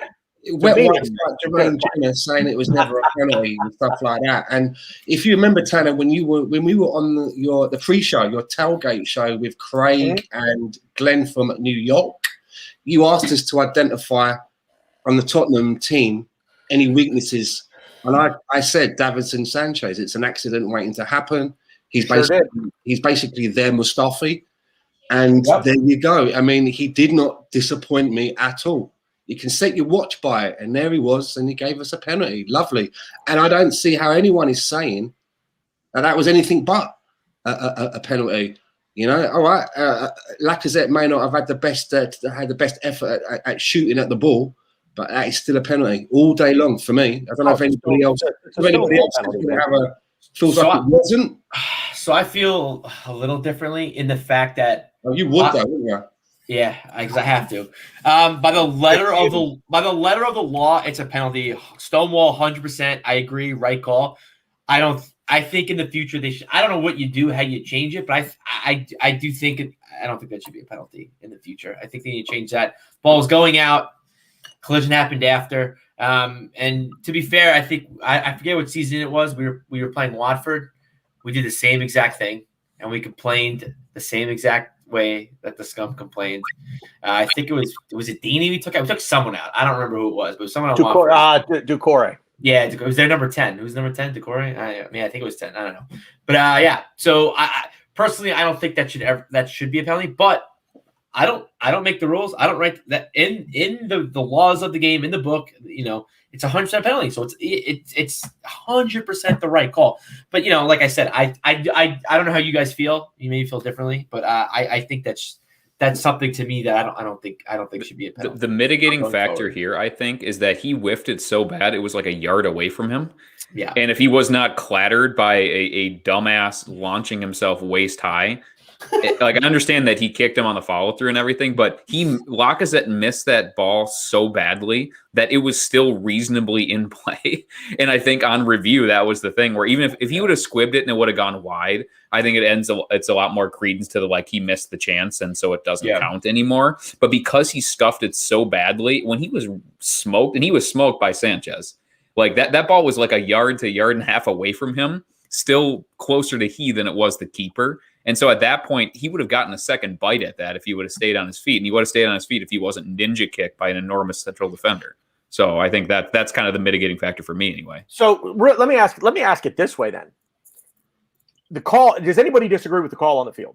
Nobody disagree. Everybody thinks that's a penalty, right? Everybody agrees. David Luiz, you probably would have got sent off as well. Oh, yeah, absolutely would have got. Oh, yeah. Double jeopardy. There's no doubt. I don't know where you're going. Double jeopardy. It's always double jeopardy for us. Yeah. So, Xhaka probably would have got a yellow just because he was in the vicinity. I wouldn't. Yeah, I don't know what's your follow-up question to that, but this is how I'm interpreting football now. By the new, what appears to be new penalty, new handball, in current climate, that's a penalty. That's it. I've seen too much, way less contact type penalties given for them to come at me and say that's not a penalty in any type of argument. Like, what was it, Carragher? That he essentially sounded just stupid, contradicting himself, saying, yeah, he was completely reckless and he wasn't in control, but it's never a penalty. Sure, it was about waist high, but he was, and there was contact, but I just don't see how it was a penalty. It was a freaking penalty, dude. That's it. You know, there's no two ways about it right there. Somebody See, said the rules of the game aren't that if you shot wide and now I can clatter into you. I can murder you now just because it's Right. just because It's like a you- game of NFL. I don't know if you guys have ever played NFL Blitz, where like the play was dead, you could like suplex the guy, you could like power bomb into the play. It's like, yeah, it's the same thing. So it doesn't work that way, right? Like so he shouldn't have gone in. He missed the ball. I can understand why people are like, he got a second bite at the cherry because he stopped the shot, so it wasn't going to be a goal, and now you've given him a clear opportunity with the penalty. But that's your fault. You don't go in there and you don't clatter him. It doesn't matter whether there was going to be a goal or not. If you foul someone in the penalty box, you get a penalty. Exactly. If you foul somebody outside of the penalty box, you get a free kick. It's quite simple. So let me put this spin on it. If the ball is if Lacazette hasn't even attempted to play the ball, say the ball's on the other side of the penalty box, and that exact thing happens. For some reason, Lacazette's trying to get into the play, and Sanchez barrels through him. That's a penalty. That's a And foul. the ball's nowhere near Lacazette, but it's still a penalty. And the ball's still in play, and then it's 100%. Right, and the ball's even I would argue even more so, Tanner, because then you don't have the argument of the fluff shot. You just got Sanchez recklessly diving. You know, is it a bad rule? That was so, Mike. To follow up on you didn't know where I was going or what the follow up is. This is it a bad rule? Because it wasn't on Sunday. It was the perfect rule on Sunday. Well, yeah, right, Yes. sure, absolutely. That's what I like to hear, Stan. Yeah. Then Yeah. every time a striker misses the shot, you go and 2-foot him. Just because you can. It's definitely I don't think it's a bad rule, by the way. I think foul for that, because if you give a foul in the box, it's a penalty. So there's no penalty then. Now, as soon as the striker misses the shot, you absolutely start hammering him. See, I think if the ball, let's say the ball's completely out, and Sanchez completely takes Lacazette out. In my opinion, what I would do with the rules, I think he should get carded. But a penalty. If the ball's already out, and there's no chance of the ball going in the net. There's no goal scoring opportunity. It's been completely taken away. I think you card Sanchez. I think at that point. That's just how I. It was too reckless, in my opinion, bro. Depending. I'm talking about a foul. It depends on the severity of the tackle. Yeah, if it's very reckless, to me, you could argue a red for that. Yeah, I agree. But I think the ball's already out of play. I don't know. I don't really think you can. In my opinion, I don't think you can give a penalty. But 100%, if that's not deemed as reckless, I don't know what the fuck is. Man came flying like Jackie Chan. He had 2 feet coming in the air. It was like Hong Kong Fury, for fuck's sake. You want to talk reckless? Talk about Mustafi and his own goal. When did you ever think on any Arsenal show you would get a Hong Kong Fooey reference? Yes. Only here, baby. Only Stan, baby. Only Stan. No, you look. I'm gonna say no, and I'll go one further. I think they should extend the rule a little. Like Rohan said, just because somebody fluffs a shot doesn't give you the right to hurt them. No, I'm gonna go to the 100%. I'm gonna go to the Van Dijk thing. Guys, come on. I mean, the guy went flying on Van Dijk. Oh yeah, that was bad. Because it was offside. You're like, it's okay. You understand the message you're giving the players? Yeah. Well, you have off the ball incidents, right? So even if it's something off the ball, if you there's off the ball incidents which are deemed as fouls, you can't do that. So I know this is also a crazy comment too, but I've heard people say it. They know it's a hockey thing. People bring up hockey. Like the Van Dijk injury, for example. Pickford recklessly takes him out. He's gone for whatever. People say, well, Pickford should be out until Van Dijk gets back from injury. Which I know that's kind of going a little crazy, but I know people who I guess know a little bit feel this way. Feel that if you blatantly go out of your way, take someone out, deliberately try to. I mean, I don't know if I'm not saying Pickford deliberately tried to hurt him, but in the case, let's say he did. For argument's sake, we saw it. He was off the ball. Some people say that. All right, you're out for as long as Van Dijk's out because I agree. It's weird because I agree with what Rohan's saying. You shouldn't be able to put someone just because the ball's out. But then it's like I don't think you get. I also don't think you should get a penalty either if the ball's out of bounds already. Anyway, it's like I don't know. It's just to me it's like a fine line. I don't know. I don't really know how to feel about it. To be fair, now. I think our punishments are fine. I think violent conduct for 2 yellows. Like I guess I personally have no problem with that. You commit a violent act if it's something like you're karate kicking a spectator in the front row. Yeah, you should probably eat your fucking 1-year ban because that's literally insane and assault. But if you take somebody out with a bad tackle, you take your lumps and it goes to panel, you're fine. I think with a lot of this too, it's much ado about nothing because it's the only people advocating that this was not a pretty stonewall penalty. I think you kind of have to do a little bit of twist in gymnastics, and it should be or it ought to be. And if you do this, then this. It's kind of like viewing it as its own incident and viewing it just within the prism of common sense and the rules on that as they exist right now and are applied to everybody besides Harry Kane. I think we can pretty much say that was the penalty. And again, I really do for me too, and I'm banging on this, but I think the mitigating factor is there that he fluffs his line so poorly that it drops so close to him that ball is absolutely still in play and still attainable if he's not clattered.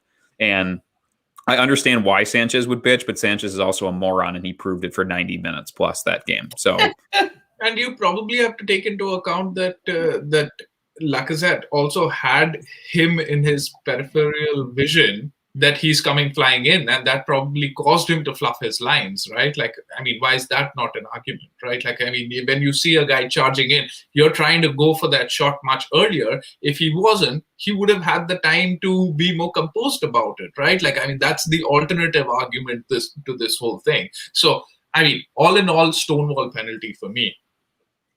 Oh, absolutely.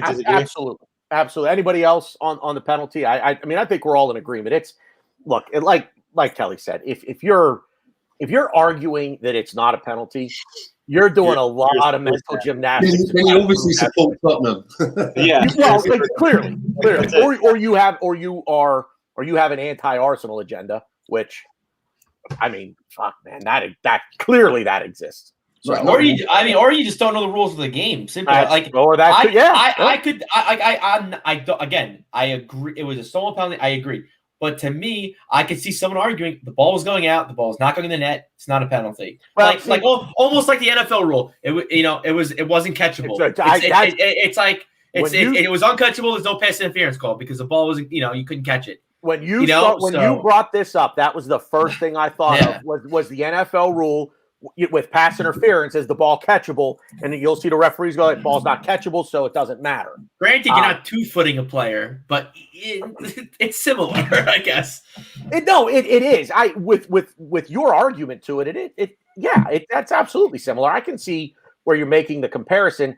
I think the problem there is, or at least with Sunday, is you say the ball was going out. Well, was it? Do we know that the ball would have gotten all the way over the line before Lacazette would have gotten to it, or even Sanchez for that matter? And when you speculate about what was going to happen, I don't think you can do that. In any sport, I don't think you can speculate on I think this was going to happen. Yeah. You also can't prove intent. So, all right. So the thing that seems to be dividing the fan base. Our fan base divided. You tell lies, sir. Yeah, well, we're united. No, not that. The Arsenal fan base united. Yeah, right.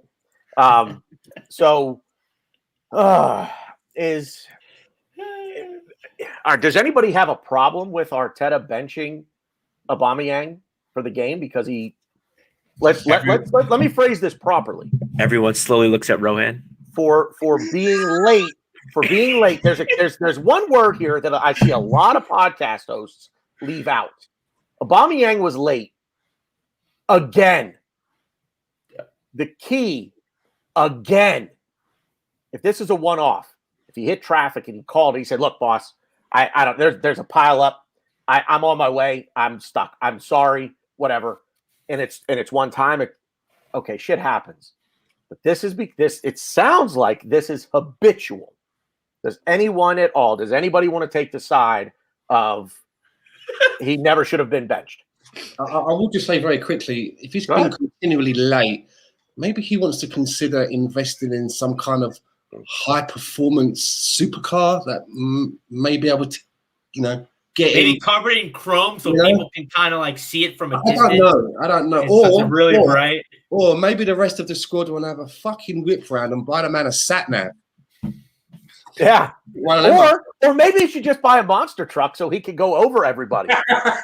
That's true too. So I actually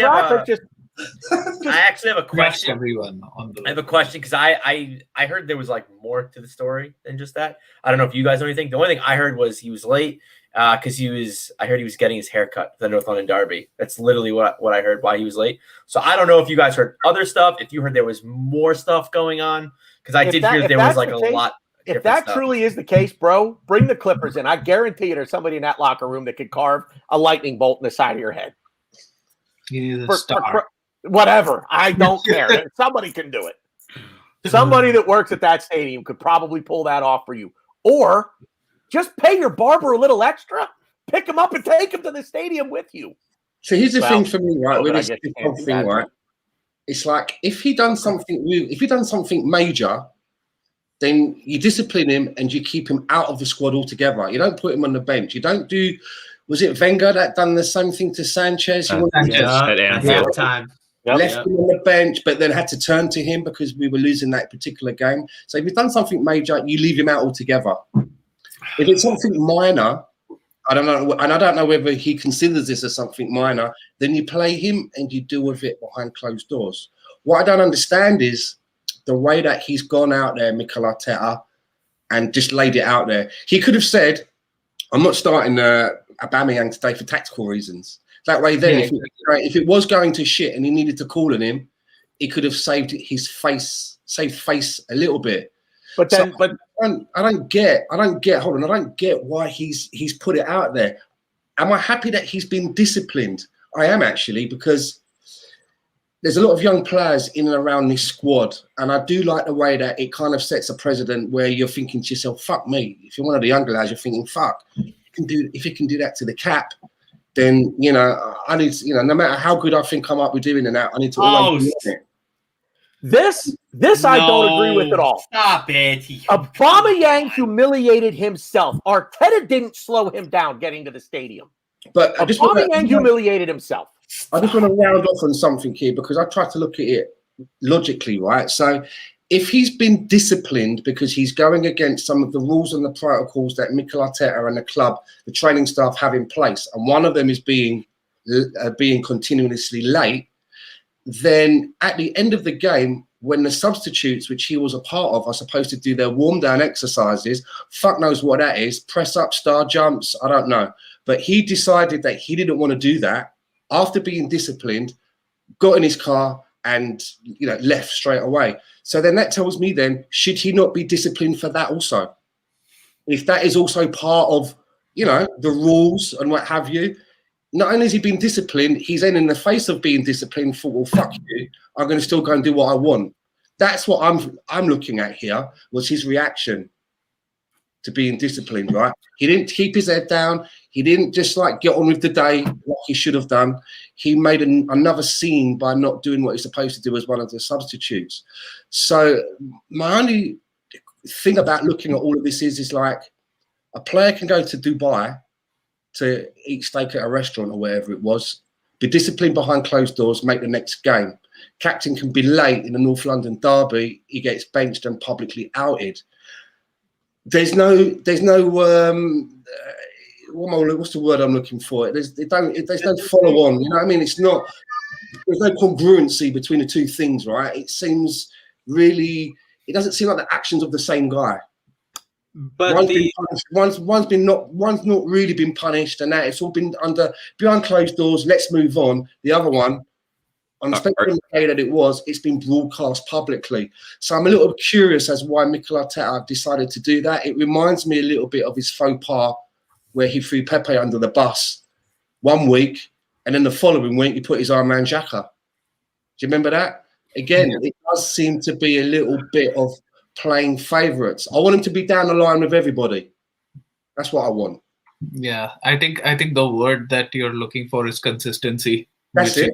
which is what we what this club lacks. So, as the known Aubameyang supporter here, let me lay this down. And I said this in the comments yesterday to you, Tanner. And this is somebody at work, a mentor of mine had told me that, being early is on time, being on time is late, and being late is unacceptable, right? So he was late, and that's unacceptable.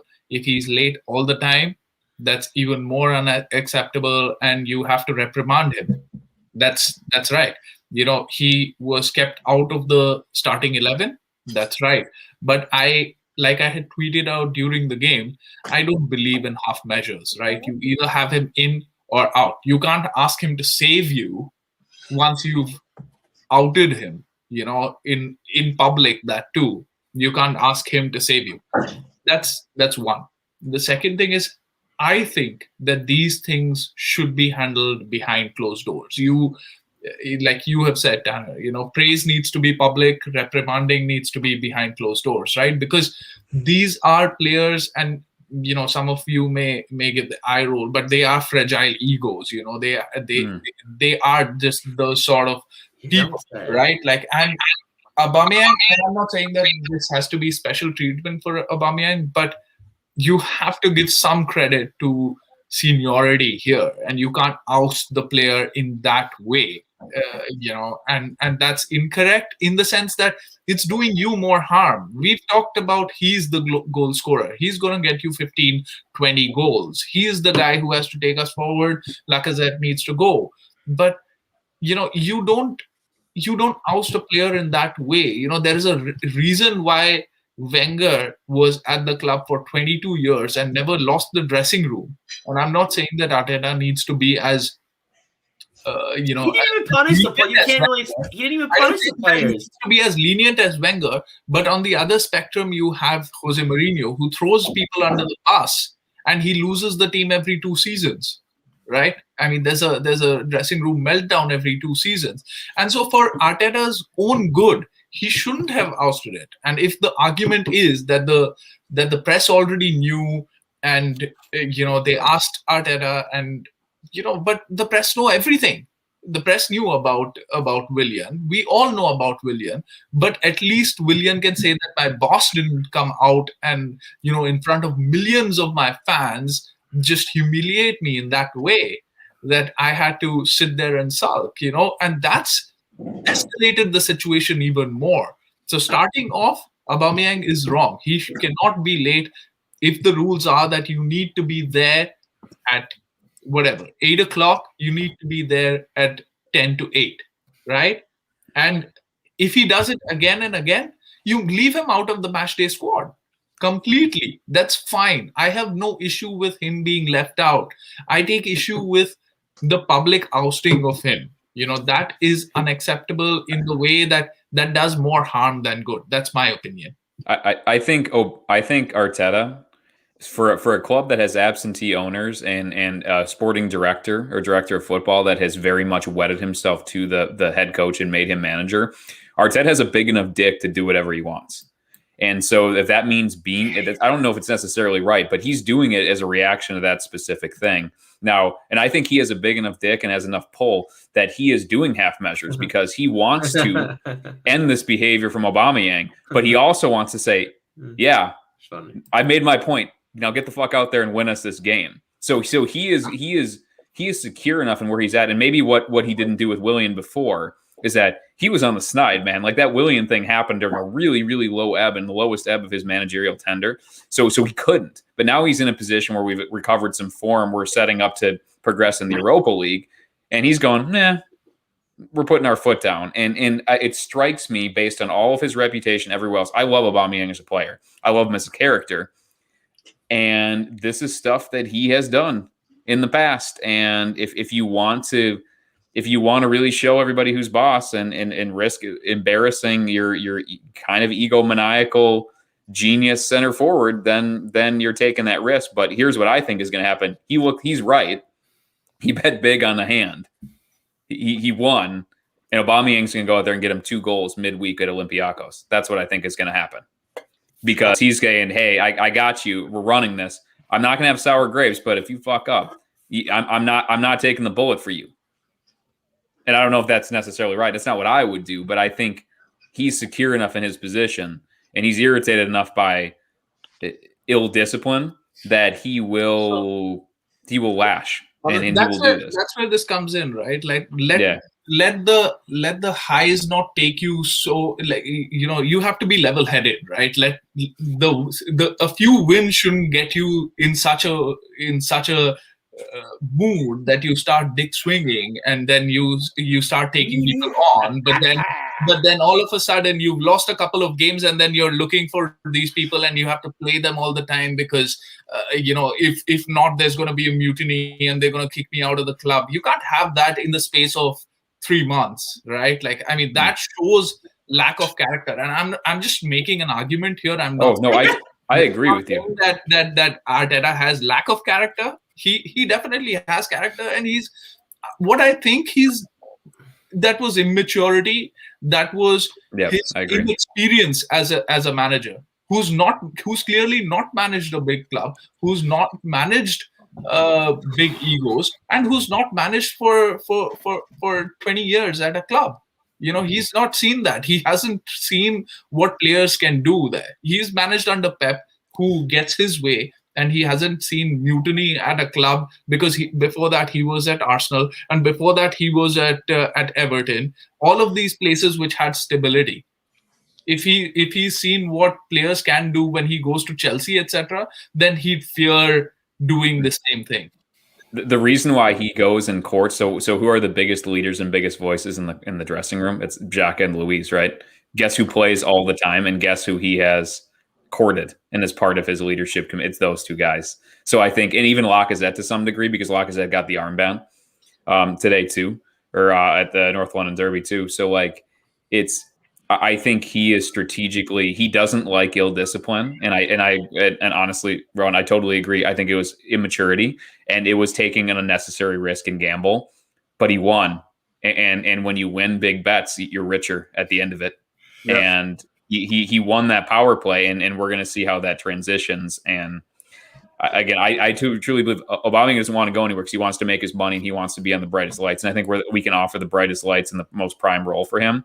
I think they're going to kiss and make up and be just fine. And he's going to go out and he's going to bang a brace and he's going to be totally fine. But I agree. I think it was unnecessary gamble, unnecessary risk. It wasn't handled very well. It doesn't reflect very well on him, but he gambled big in the biggest stage of our season and he won. And now he's got those chips in front of him that he can continue to play with. I think what made it so difficult was because it was North London Derby, but it's tough because I actually disagree with you guys. I think he did the right thing. Because, again, what Dean said in the chat, again, is where, again, comes into play. This has happened more than once. So it's been dealt behind closed doors, and now it's just got to come out. And interesting enough, in Arteta's first press conference ever as an Arsenal manager, he said ruthlessness. He's going to be ruthless. You look at Guendouzi. Even to an extent early on, you look at Pepe. You look at Torreira. You look at these guys that I don't see them come. Well, Pepe, obviously not Pepe, but these guys are not coming back, and like all the dead would be sold in January. So I think he has that ruthless streak in him, and he wants to kind of impose his will because, again, I will always beat this drum. The project is not the players. Arteta is the project. He is here for the long haul. So he's going to be big dick swinging as much as he wants. He's going to do what he wants. And I think Aubameyang just didn't get it. He just was like, I'm getting my stars and my lightning bolts in my head, and I don't care. So, okay, cool. I'm going to do all these things. And another thing I wanted to bring up too, so a little quote here, and I'm sorry I'm bringing up the NFL again because of American sports, but Jimmy Johnson, coach of the Miami Dolphins, I think he was a coach of the Miami Dolphins at the time, but when he was, it was, because when he was coach of the Dallas Cowboys, I'll just read this quote real quick. I can't be writing what the rules are because my rules vary from player to player. It's like I told Lawrence, talking to some guy. In Dallas, we had a linebacker named John Rupert who got cut for falling asleep during the meeting. Troy Aikman fell asleep in the same exact meeting. You know what he did? Whispered to one of his assistant coaches and said, "Wake him up." He said, "Wake up, Troy." So, I mean, I think that's just where we are, and that's where we live in. And where I agree with what Stan said, and I think you guys have said it, everyone should be treated the same. That's just not how. That's just not. Well, that's just how it and you're is. right, and it's not. And I'm glad that you brought up the NFL because I was actually going to give another example. Only the example I give is actually the exact opposite of what you just said. When Tom Brady was with the Patriots for all those years and all of their success, Mandatory Tom Brady reference. of course, of course, he was held to the highest standard by Bill Belichick. And the reason that was done not only because he was the best player on the team, but if everybody looks at that guy and says, if Belichick can do that to him, I'm nobody. What's he going to do to me? And Jordan under Phil Jackson, Michael Jordan under Phil Jackson with the Chicago Bulls, same thing. Same thing. He was held to a higher standard because of the player that he was. And to Ryan's point about what Jimmy Johnson said, yeah, it's absolutely true that different players are held to different standards. Their expectations differ player to player. So a couple of things I want to point out about Aubameyang and the reason that he was in the squad, because to Stan's point, if he's being disciplined, why is he in the squad at all? I've heard this multiple times from multiple sources. The match day squad had already been announced by the time that Arteta made the decision. So Aubameyang could not be dropped out of the squad because it had already been announced. And I totally forgot what else I was going to say. That was the other point that I had. I wanted to point that out. So what's that? What'd you say, Ryan? No, I said that. Well, that's really fine. That's all I want to know. So I'm gonna piggyback. I'm trying to remember a few points that everybody got here. And so one thing to add to that, Tanner, not only that he couldn't change the squad, but because of COVID, they're no longer extra players that come to the stadium and just kind of chill and say there was no available bodies in the stadium to actually take that spot. And so I'm going to backtrack a lot, just talking about Stan. I'm going to start off with him, where he mentioned about disciplining William and Aubameyang, same playing field and everything. William did a mistake once, got fined, never fell out of line again. Aubameyang repetitively, over and over, again and again, was committing the same mistake. So when you have a player at 250, 300K a week, what are you going to do? Fine him 10 grand and he's going to be upset about it? He probably has 10K in his passenger seat when he drove out of Northwest Derby. There's been some American football and American sports reference. So I'll tell you a reference on this exact topic of this is Indian sport, Indian cricket, but what the captain did there for everyone to turn up on time, and because he couldn't, finding these big stars like here does not help because that's pocket change for them. So what he essentially did was he said that if you're late, if the senior members are late, everybody else has to pay 10% of their wages. And so now you have accountability for everyone else, and you have people who earn 5 times less than you, and then you have to think about those people. And then you turn up because that's the responsibility you have towards the team. Otherwise, you're the asshole in the team. Yeah. Otherwise, everybody hates you. That's exactly it. It's like this. You borrow money from you, or somebody borrows money from you, right? Some dude borrows money from you, and he won't pay it back. So you know what you do? You find his best friend, and you go to that guy, and you look at the dude that borrowed money from you, and you go, "I want my $100 back." But here's the deal. I'm not going to take it out of you. I'm going to take it out of him. That's how you get your money back. To Rowan's point, that's exactly what you do. Because that's how the players hold each other accountable. And that's a big part of sports as well. And I could go off on another tangent, but I won't. So thank God. Shut up. I just want to answer a question. Yeah, yes, I am from London. I'm from Peckham. But listen, you've all had your little fucking American football NFL circle, fuck, or suck, whatever you want to call it. So I don't know the rules. Wasn't me. Some of us Brits in the chat were chatting about what the fuck was Aubameyang even doing in Muswell Hill on a Sunday. And you're right. If everybody knows the route, he should have been coming down to A1 for sure. So I don't know what. Maybe he was stopping off for some chips. No idea. Maybe getting his hair cut on the way. But he's also been late for a COVID test, something like that. And I think he was also late because he decided to go and get a tattoo. He missed it entirely, the COVID test. Yeah, and he missed something else. He was late or something else because he had to get a tattoo. But Kelly's right. I remember hearing the stories from Dortmund when we were initially linked with Aubameyang that, you know, his head had maybe been turned and he wasn't really being a team player on the pitch or in the dressing room. But ever since he's come to us, he's always been a big smile. Maybe now we're seeing the other side of it when things don't exactly go his way. And it is a little bit disappointing because he's had some off-the-pitch personal problems, and it would appear that, you know, the club backed him, gave him the time that he needed, put their arm around him. So when you do eventually come back to work, you should be ready to go and firing. You don't start turning up late after you've just been given, a little bit of a cuddle, shall we say, by the club for your personal reasons. You should be paying them back and setting a good example. So, you know, in hindsight, if this had all gone wrong, we'd have a whole different podcast right now. You know, if it all went wrong because we lost that game and Aubameyang was sat on the bench or not even in the squad, it'd be a totally different podcast. But we've been saying for so long, haven't we, that under Arsene Wenger, he mollycoddles the players too much, too soft. It's like a retirement club. They're all walking around in plush, fluffy dressing gowns and slippers. Well, now we've got the other side of it. So surely we should be happy, right? This is what we wanted. We wanted someone to come in and run the rule a little bit and get some discipline back in the club. So, well, I mean, but we talk about Arteta as a young coach or a young manager. He's never done this before. Period. He's never done it before.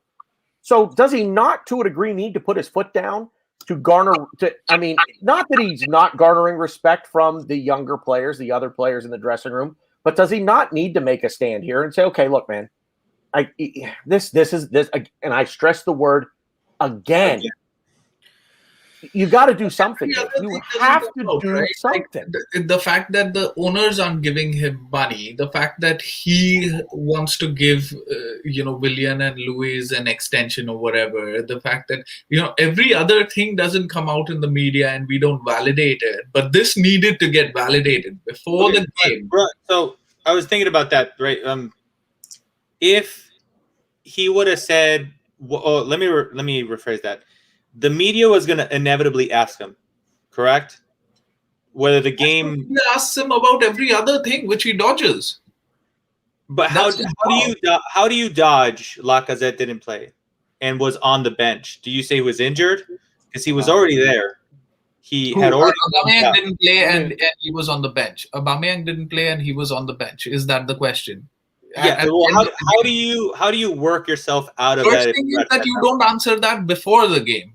Before the game, you don't spoil the mentality of the team, etc. You don't do that before the game, and even after that, he had the option to say that we were winning the game. At that point, I wanted to bring on Elneny for whatever reason. There's a reason why I am the coach and you're not the coach. He can come up with cheeky answers. Here's the thing, though, Rowan. I think the fact that this came out before the game started, I think goes to say that the media had a pretty good idea as to what happened. And it's one of those things where it's going to come out. The media had pictures of him in traffic before the game started. So to that end, it's like, do you want Arteta to lie to you, though? Because if he's talking about it...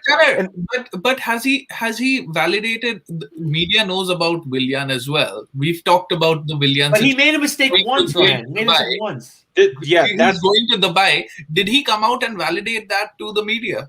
We still know that. But Rohan, we just talked about how Willian made the mistake once. Aubameyang has been late multiple times. You have to come up with creative ways of reprimanding. But not when you. But it cannot be in public. No, because if he does it over and over again, you have to. No. Wait. No. Rowan, in my opinion, respectfully disagree. And this is why I disagree. If there was no evidence whatsoever that Aubameyang had been late, if he had rolled in undiscovered and he was late, Arteta could have just said disciplinary reasons, we're handling it in-house. But I think there was enough evidence out there to say, but we have the pictures. We have whatever it is that we have to show you that we know he's late, and this is why you benched him. So now you're lying or you're covering it up. He looked like a fool. And I think then he gets eviscerated by us. It's a lose-lose situation, in my opinion. If you're running late, what you can do is you can call up your boss and tell them that I'm running late, right? Like he could have handled that situation by saying that this is tactical. I think Lacazette is better suited for this one. Europa League tie is still not won as much as we know that it is, or I think we're pretty convinced that it's won. He could say that I need Aubameyang for that game. We've got plenty of players. There are 25 players in the squad for a reason. There's X number of things that he can say, and then he could have said that yes, he did come in late. I was informed of that. I think the most important are masters in answering all of these questions. He deliberately told the media this because he wanted to show that he's the big player here. And you know what? And he has to. He's not the manager. I think the most important thing that's come out of this was the story that I was reading earlier, that the players are behind Mikel Arteta and his decision. Yeah, I was gonna say that. Yeah. So I mean, that's where it could have backfired. It could have caused little camps and what have you. But if we would have lost that game 4-0, if we would have lost that game 4-0, then I would have seen how many people come back and say that I understand wholeheartedly. We lose that game. Like you rightly say, if my auntie had nuts, man, she'd be my uncle. Of course, so that's the thing. So why are you taking a gamble before the game? It's a big gamble. It was a big gamble. It's a big gamble, and at the end of it, if I said to my missus, I'm going to clear out our bank account tonight. I'm driving down to Vegas. I'm putting it all in black. She'd be like, "Are you fucking mad?" But if I just went and did it, came back and told her what I did, and then told her that I won, her reaction is going to be totally different. Well, wait a minute. If this is happening, I want to know about it. Always bet on black. And I'm meeting you in Vegas, cowboy. You were going back? You're going back? What the hell that was? Yeah. We've got the beauty of hindsight. If this had not worked out, I would not be sitting there going, I still think Mikel Arteta did the right thing. I would have been going, what a terrible decision. Which is why my thought on this was as soon as the game started. My tweet was. I was worried as well. Yes. I was worried, but it panned out. The gamble paid off.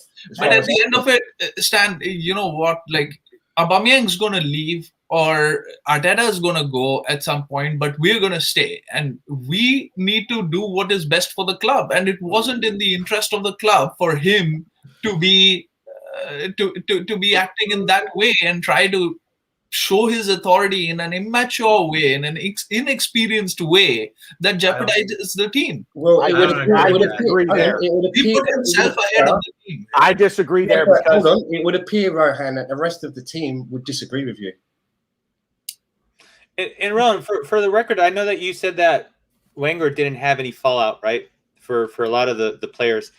Can I say, I honestly believe, look, confrontation, no. Lack of respect, I think so. I think a lot of players viewed him as a pushover, especially towards the end. Yeah, look at Ozil. Why do things have to be an extreme? That's the thing, right? Like, why do things have to be an extreme? You don't have to be a Wenger, but you don't have to be Mourinho either. Yeah. But he's not. But I don't get where you're coming from, because he's not being Mourinho. I don't see that at all. He's not like he's out of here. I'm getting rid of him. I would agree. I see it. Let me rephrase. He's got to be ruthless. He's he trying does. to change the culture of the club. I'll say he has this. to be ruthless. I think part of the punishment. What the hell was that? I think Stan sneezed. Oh, sounded like somebody pulling a sword out of a. Yeah. Or it could be. No, I think Rowan. I think part of the punishment, not only benching him, but making it public and saying, "Okay, people are going to know why you're on the bench in one of our biggest league games of the season." If I have one issue at all about this, and I don't know if Arteta did it because he wanted to showcase that he was out there warming up with everybody else, or not. What I didn't understand was having him warm up not once but twice. Now I don't know if that was just, hey, it doesn't matter. You're going to warm up like everybody else is going to warm up. You're just because you're sitting the game out, you're not going to like just sit on the bench while everybody warms up. So I'm generally curious whether at any point in time if Arteta was going to put him in there. But as Stan said, hindsight, we won the game. Look, Arteta could not have possibly came out a bigger winner, at least in within the team, in my opinion, with this, how it all played out for him. So it was a massive gamble. But yeah, I take Rowan's opinion on board. I understand why he didn't like it, but for two things, I think it was just too far gone. I feel like it's almost like the media was asking him like, come on, we already know. You know that. We know the answer already. Just tell us. Yeah. Yeah, I feel like that's what it was. I mean, but look, the fans knew before the game started. See, what you don't know is, Mike, around here, just to fill you in, right? Rohan has a Pierre, Emmet, a Bamiyang, duvet set, and pillowcase.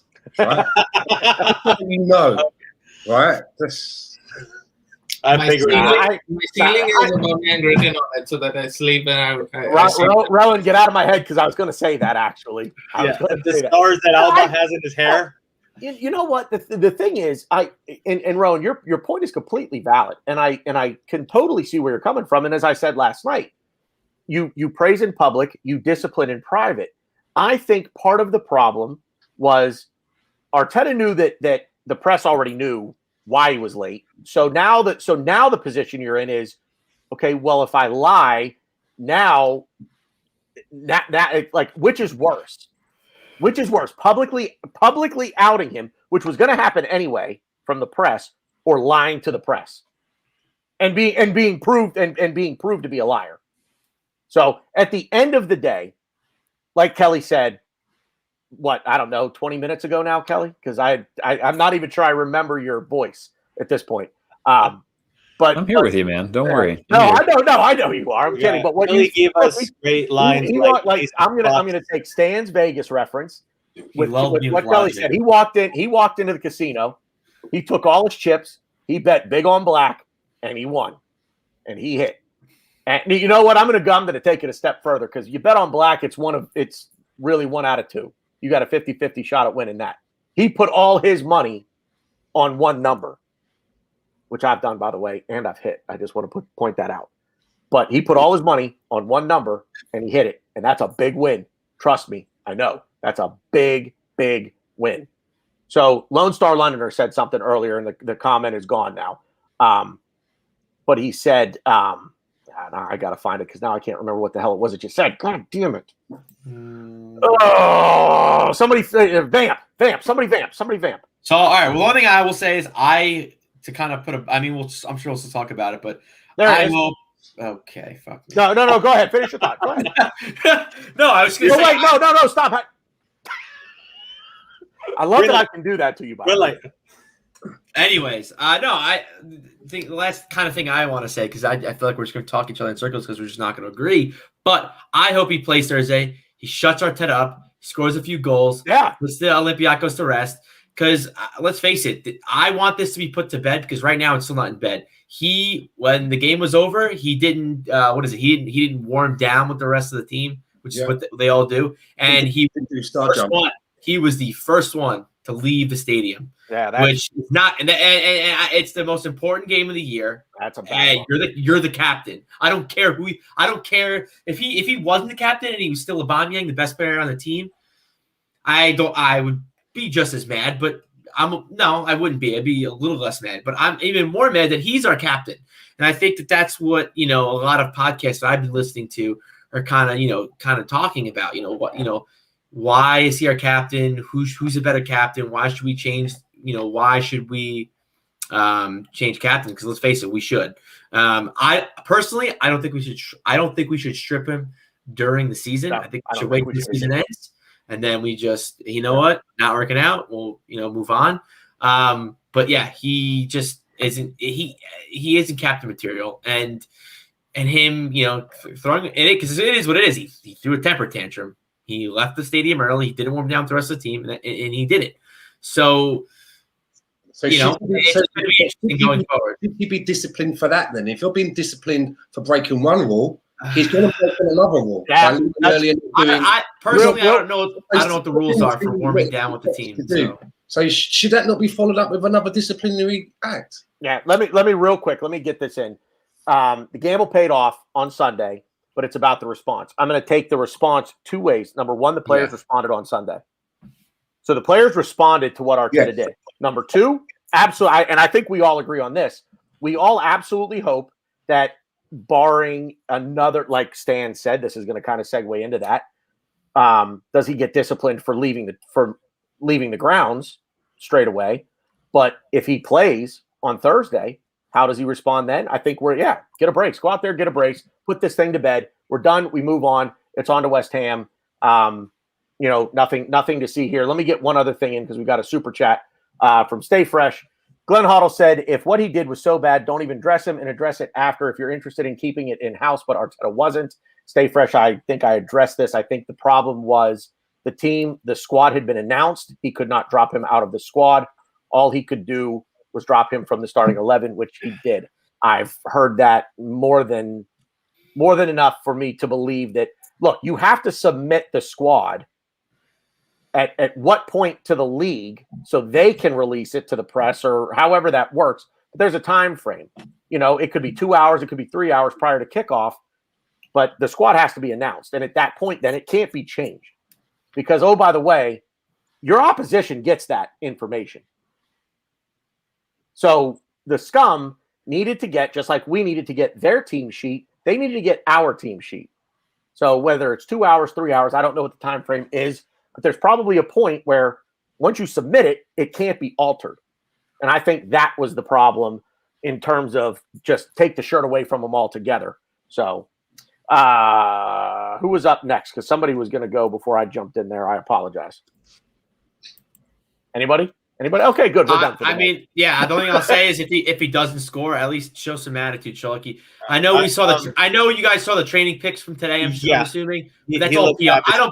Cool. That's all PR. I don't buy into that at all. I just want him to show some effort, and I am curious to see if he's going to wear the armband on Thursday. If he starts, that is. I don't know. They could go with something else, but I just want him to. If he doesn't get the armband, just act like you want to be. Act like you want to be there. I think he's going to start. He's going to score a brace. He's going to wear the armband. Yeah. I hope so. That's what I want. That's what I want. Let me ask this question real quick before we go into final thoughts, because we're at 2.5 hours here, and it's been fantastic. We've had 70 viewers for an hour now at least. So great stuff. Does anyone think right now that Aubameyang should be stripped of the captaincy? Does anyone think that? Stan, you want to really? give us your opinion on that?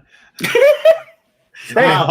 Teasing you guys. No, he's just pouring the gasoline. He's just hang on. I mean, Stan, seriously, go. I mean, if you really think that he should be stripped of the captaincy now, go ahead. I've never really felt that he's captain material, and I think that some players, when you have the captaincy on their arm, doesn't matter whether they're the best player in the team. Some players, it can be a bit of a burden for him. I just don't feel that Aubameyang is really that kind of a captain material. But as long as he's at the club, as long as Lacazette's at the club, and maybe as long as Luis is at the club, maybe even Xhaka to a certain extent, those four players, then Tierney's never going to get the arm. I know you said armbar, Mike. You bastard. I deserve that. The armbar. Give him the armbar. Wait, armbar. Stan, He's going to get the armbar for this. He's never going to get the armband, I think, while some of those players are still there, because Aubameyang was out. He went to Lacazette. So I think that Mikel Arteta kind of plays that ageist, respectful card. Once those clutch of players have gone, and then we're left with some newer players that come in after Tierney, I think Tierney will probably get the armband around then. But you can't just take it away from a player now, because even if you take it away because you might feel it's a bit of a burden, it doesn't suit the player. Outwardly, the word is he's been stripped. He's been stripped of the captaincy. And then that brings in connotations that, he's not good enough or he's done something really wrong. So I think that we just have to plow along with it now. We've made that decision. I can't remember, other than maybe David Beckham, I don't remember many players wanting to give up the captaincy and happy to relinquish it. Yeah, I think it stays on him. It stays on him. The leadership group is what we just. I mean, the captains are Louis. What you would identify as the traditional captain roles. I think on and off the pitch, it's Luis and Xhaka are doing those things, and Aubameyang was given the captaincy as part of his profile and coming in. I do think that he's an emotional leader, and I do think that he's somebody who leads by example and is probably very well liked and is recognized as the best player. But it was part of him being. It's the same. God, I have to bring. Mikey's just going to fall off his stool. So, how Kolasinac went to Schalke and part of him going there, bear with me here. We're at 2.5 hours. Bear with me. Was that they gave him the captaincy and he's like, fuck off, right? Like Schalke's terrible. Like it was part of getting him there and giving him more responsibility and recognizing that you're trying to lure a player that's maybe a little bit above your station in to try to rescue this thing. It's part of that ceremony. I do think that he is a leader, but I think the leaders would appear based on everything you hear, everything you see. What you hear with your insider smoke and what you see on the pitch, it's Luis and Jack are the two. The effect would be the traditional captains of the team for better and for worse, because they do like to chuck the ball into their own net. So you're not going to pull it off of Aubameyang and give it to them.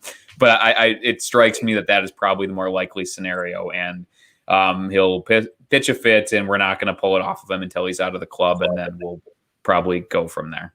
I mean, I know everybody sort of seems to want Tierney at some point to become our captain, but if you gave it to him now, imagine in the middle of a game, David Luiz does something wrong or Lacazette does something wrong, and Tierney wants to have a bit of a shout at them. They're not really going to take that much notice at this stage in their careers where they are. They'll be like, who the fuck are you shouting at? Do you know what I mean, young man?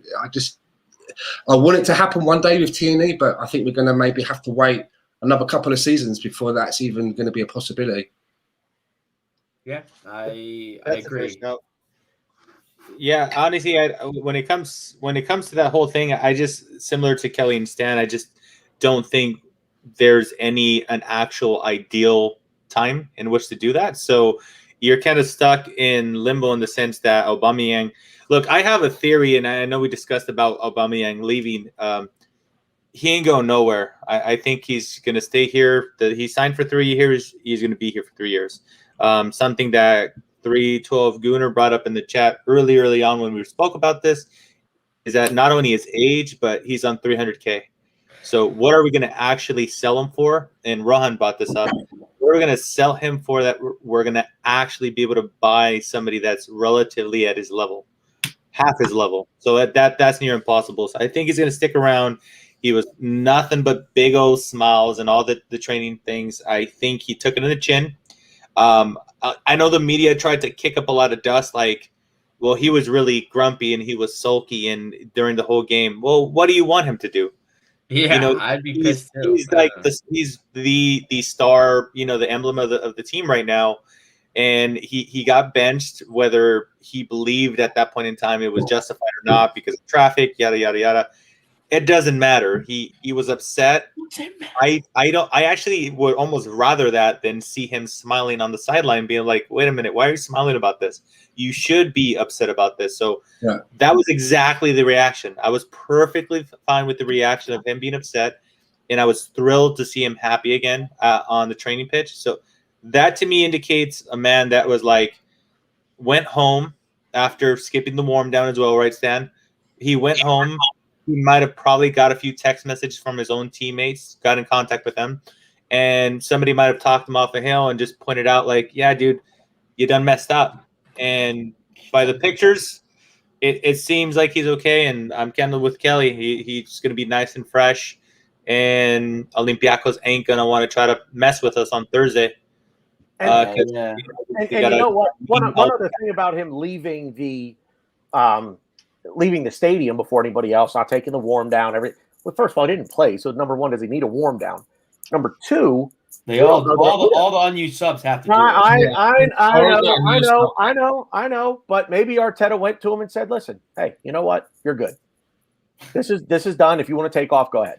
We don't know Yes, that ice didn't cream happen. as well. And then he pulls a hamstring. Thanks a lot, Arteta. Or maybe it's a case of he knew how bad the roads were getting into the game. He wanted to get out early to beat the traffic to get home. There you go. There you Or go. maybe he didn't finish At least be his haircut, he had to somewhere go on back. time. Yeah. He's running late for something else. Anybody else? No? No. 2.5 hours. Let's go to final words. We'll go around the horn again. Rowan, final word. Big win. This season's objectives. Well, Olympiacos, we're more than halfway there. Let's just get this done with, and then the real tournament begins, right? The big boys are there, and then it becomes like the Champions League, right? Like where we want to be and what we like, right? So, let's keep high spirits.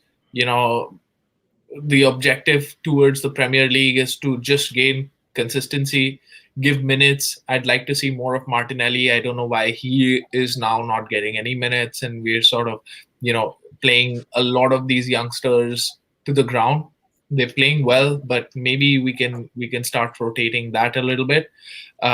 Test out again. Now is that time of the season where you can test out the players that need to be there and the players that you want to get rid of, and build for next season. Because I had said this last season, I started judging Arteta on day one of this season, and he's had some good moments, but he's had a lot of bad moments as well. I do understand that he couldn't get all of the players he wanted to offload off the books. Half of them, the major culprits are out in January. I expect the rest of them to be out in the summer, and then I expect a real push for top 4, top 3 next season. So yeah, that's my thought. Mike, thank you for being here tonight. This was great, man. A lot of fun. Yeah, this was an absolute blast. We didn't know it was going to play out like this, so it was kind of nice that the podcast, I'm going to shamelessly plug it very soon, got delayed. So it worked out great. I mean, I've had all but Ron on our podcast, and I guess that's next on the list because you guys have been nothing but welcoming and super nice to us ever since we started our podcast a few months ago. So yeah, come back next week. That'll change. That'll change. Yeah. If I come back, I've learned this. If I'm coming back next time, I'm going to have at least 2 beers at hand. If we're going to go this long, because one was simply not enough. But yeah. On the game, I'm just thrilled that we won. And I was going to say one thing I'm telling everybody on every podcast I'm ever on right now is don't let the negativity take away any happiness on this game, because lots of times we lost over bullshit penalties. So if you see an AFC fan out there trying to claim it wasn't a penalty, who cares? And if somebody says we barely survived the last 10 minutes, well, we dominated plenty of games and we lost. So this whole season have been extremely paper-thin margins that we've lost in a lot of different ways. And the fact that we pull this win off against a big rival that the media darlings that keep on trying to push up and like pretend like they're title contenders, waka waka, they're not. We reminded them they're not. And as Kelly said it earlier, hopefully this is the little intersection here there where we're going upwards, they're going downwards. That would be freaking brilliant. My name is Mike Hers. You can find me at Mike Hers FC on Twitter. And I am also a host with my partner in crime. Let's see if I can get this right. Like Kelly. you're going the right way. Here, Eric, I'll point to you and you point to Kelly. There you go. Oh, shit. Other way. Yeah, there you go, Kelly. So me and Kelly also, we have our own podcast called Not Another Arsenal Podcast. And we are in pretty much any big platform you could think of. You can find us on Twitter, YouTube, iTunes, Spotify. Just search Not Another Arsenal Podcast and you will find us. And yes, South Metro for president, as the chat is saying. Real quick, I was going to say that. Real quick, the link for Not Another Arsenal Podcast is in the description. All you guys need to do is go down there, check that out. click it and do yourselves a favor and subscribe. Poor favor. Ryan. We are so close to 100, and I would truly appreciate if you guys could help us pull that We'll off. get him there. Get it done, people. Get it done. If you don't get it done, shame on you for 6 weeks.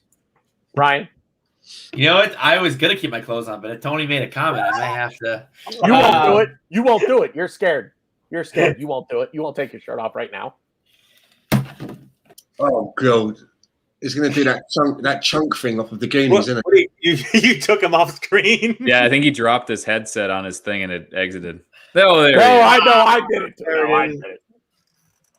Anyway, yeah, So no, so it's always good to beat the scum, always. And like Rohan said, I'm proud. That we didn't really have any passengers. Everyone kind of chipped in. Yeah, it's my birthday 3 times this year, and yeah, it's a good performance. I think we could have scored more. I think we could have played better. Yeah, sure, awesome. I think we kind of turned off when Lamela got sent off, but I'm going to take the 3 points and just run with it. We have Olympiacos on Thursday. Let's put that to bed. Survive, advance. That's our MO. And obviously, I could not be happier to podcast with my spirit animal, Mike Hers. And of course, always podcasting with Kelly, just always constantly lulling me with logic. You should probably put that in Twitter box. I think that was pretty awesome. And it took me kind of an hour to think about it, but he lulls me with logic. And case in point, Tanner asked a question. I couldn't answer because I didn't know the question because I was just listening to Kelly the whole time. But I had fun. This was a great time. And South Metro AFC for president. Kelly, Ryan doesn't think about anything for an hour. I promise you that. Anyway, thank you for being here, man. Great stuff. Finally was able to work out getting you on a show. So. Oh my God. Yeah. So I've been trying to, Beard and I have been trying to hook up on something for like post-match forever, but I have this thing where I so a little bit behind the curtain in real life. I'm a real estate agent and it's springtime. And so I try to schedule my weeks around the games, but that also involves me getting off of work right before they start and leaving like immediately after because I have it like blocked on my calendar. And so thank God, hopefully none of my clients follow me here. If they're wondering why there's a giant hole in the middle of my Saturdays and Sundays sometimes. But I've been trying to do this for a while and we so appreciate you guys having us on. So again, shameless plug. We're just getting started doing this and we have an awful lot of fun chatting with our buddies and talking the Arsenal and working through stuff and working through opinions, seeing things that other people haven't seen, seeing things that we didn't know that the other person saw. We do a lot of post-match chat too. But it's awesome to be here with you guys, and you have a great following and a great chat group, and it's super fun to just be here and get some other perspectives and talk to people from all different perspectives and backgrounds and podcasts and shit pillows and all of those things help us help us be better. But it's been a lot of fun. Thanks for inviting us on, and thanks for dealing with my monotone presence that can sometimes be fun, but also help you nod off a little bit. So right before bedtime for a lot of us American, Following me with logic, I'll take my dulcet logic drenched tones help us go to sleep. But again, final thoughts. I'll keep it to a couple sentences. Really, this is the encouragement that we want to see. Now it's just win, baby, right? So however you get there, we are in a position where if we want to have any shot at qualifying through the league for a European competition, you just got to win all the points you can get, however you can get them. And the number 1A priority is going to be to drive as deep and give yourself a chip chair and a chance in the Europa League to get back to the promised land. And I'm glad we're on the uptick, and I'm glad we're in good form, and I'm glad we have a healthy squad. And I've just injured somebody with those horrible words that I just said, but we're in the position that we're in the league and right now is not ideal. And it seems like at the beginning of the season might be kind of a worst case scenario, but the trajectory and direction of travel is probably the best case scenario that we've seen in the last 18 months. So long may it continue. And thank you very much for the time, the platform, and the conversation, guys. We love it. I always love a good poker reference, by the way. Yeah. Pleasure's ours, Kelly. Pleasure's ours, man. Stan. Well, we beat them, didn't we? That's the main thing, for me. Really nervous, as I say, going into that game. So glad that we got the result that we all wanted. Hopefully we can carry that through now on the game on Thursday. We've got 3 away goals. It shouldn't be a problem. Let's hope that we don't go over, we don't Arsenal it up for ourselves. Let's finish the job. But I'd also like to say as well, really nice having his guest on with us this Tuesday evening from Not Another Arsenal podcast. And I would say that I would like to propose that maybe we do something like this once a month, where we all join up. Maybe the next time we'll come over to Mike's house, and he can make us comfortable over there. And we can, because you got another guy in your team, right, that you usually have as well that wasn't able to join us. Is that right, Mike? Yeah, we got two. One's French, so we just decided not to include him. And ever again. Love you, Sebi. And then we got another partner in crime, Chris. So it's 4 of us total. But yeah, Chris, work is steamrolling him this week, unfortunately. So yeah, this was a win-win for sure for all of us, because we still were able to podcast and we were able to hop on with you guys. It was freaking brilliant, man. And as I'd like to say as well, as for vote for Kelly, hey, he'd get my vote, so I'm all in. I'm just saying, I'd be a great campaign manager. Just you lull people with logic, baby. That's how you get votes. You really have to drop the shit. No, like literally. Passing around the signups, guys. I'm feeling the love. Thank you. Stan, you want to shout out the chat? Yeah, shout out to Cat Minecrafter who popped in. Big fan of Kelly's there, I noticed. Oh yeah. They don't care about us. Jeez, you don't say. Yeah, let's right. say that's a she. Also, Tony's in there. Mike Hertz. Oh, Mike Hertz is here as well. Inti Yanan, probably one of my favourite handles. That is Inti Yanan. Ray Anderson came in as well. To everyone that joins us every week, thank you for listening to us 4, now us 6 this week, talking shit about Arsenal. And come back and join us all next week. And don't forget, Mike and Kelly are on their own show. That's Not Another Arsenal podcast. So follow them on Twitter, and also give the YouTube channel some love as well. And let's continue to grow this American side. Me being the token English guy here, but let's try and grow this American stroke Canadian Arsenal community. Let's see where we can go with it. Here. Final words from me. I'll try to be as quick as possible. Tailgate coming up Thursday, an hour and a half before kickoff, and then we're debating dropping the post game back an hour. So maybe not right after the match, but an hour after the match on Thursday. But I'll be sure to tweet that out. As always, please subscribe to my channel if you're watching over there. If not, search Bearded Gooner. You'll find me on YouTube. Can I just say one thing? The best comment I've seen tonight is by Cat Minecrafter, who just said, "Good job talking about whatever this was." You know what? Hey, Cat, the best way for you to probably enjoy this show is to just mute us. Just mute us and stare at Kelly. That's it. Just mute us, stare at Kelly. When you see Kelly's lips move, unmute it. There you go. And then just unmute us whenever you see Kelly's mouth start to do that. And then, and it'll be a really great show for you then. Because you don't have to listen to these 5 idiots talk. You can just hear Kelly. So I really hope for Kelly's sake that Cat is not a hairy, long-distance lorry driver from Hull. Catfish. She catfishing you, man. Cat, I'm expecting your subscription, for the record. I'm going to keep my eye out for you.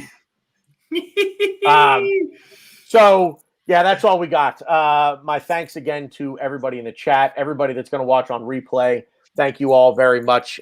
Please drop a like if you haven't already. Drop a dislike. You can drop a thumbs down. That's fine. We just appreciate the interaction. But if you didn't like us, tell us what you didn't like, and we'll look at it. And I don't know. We might fix it next week. We'll see.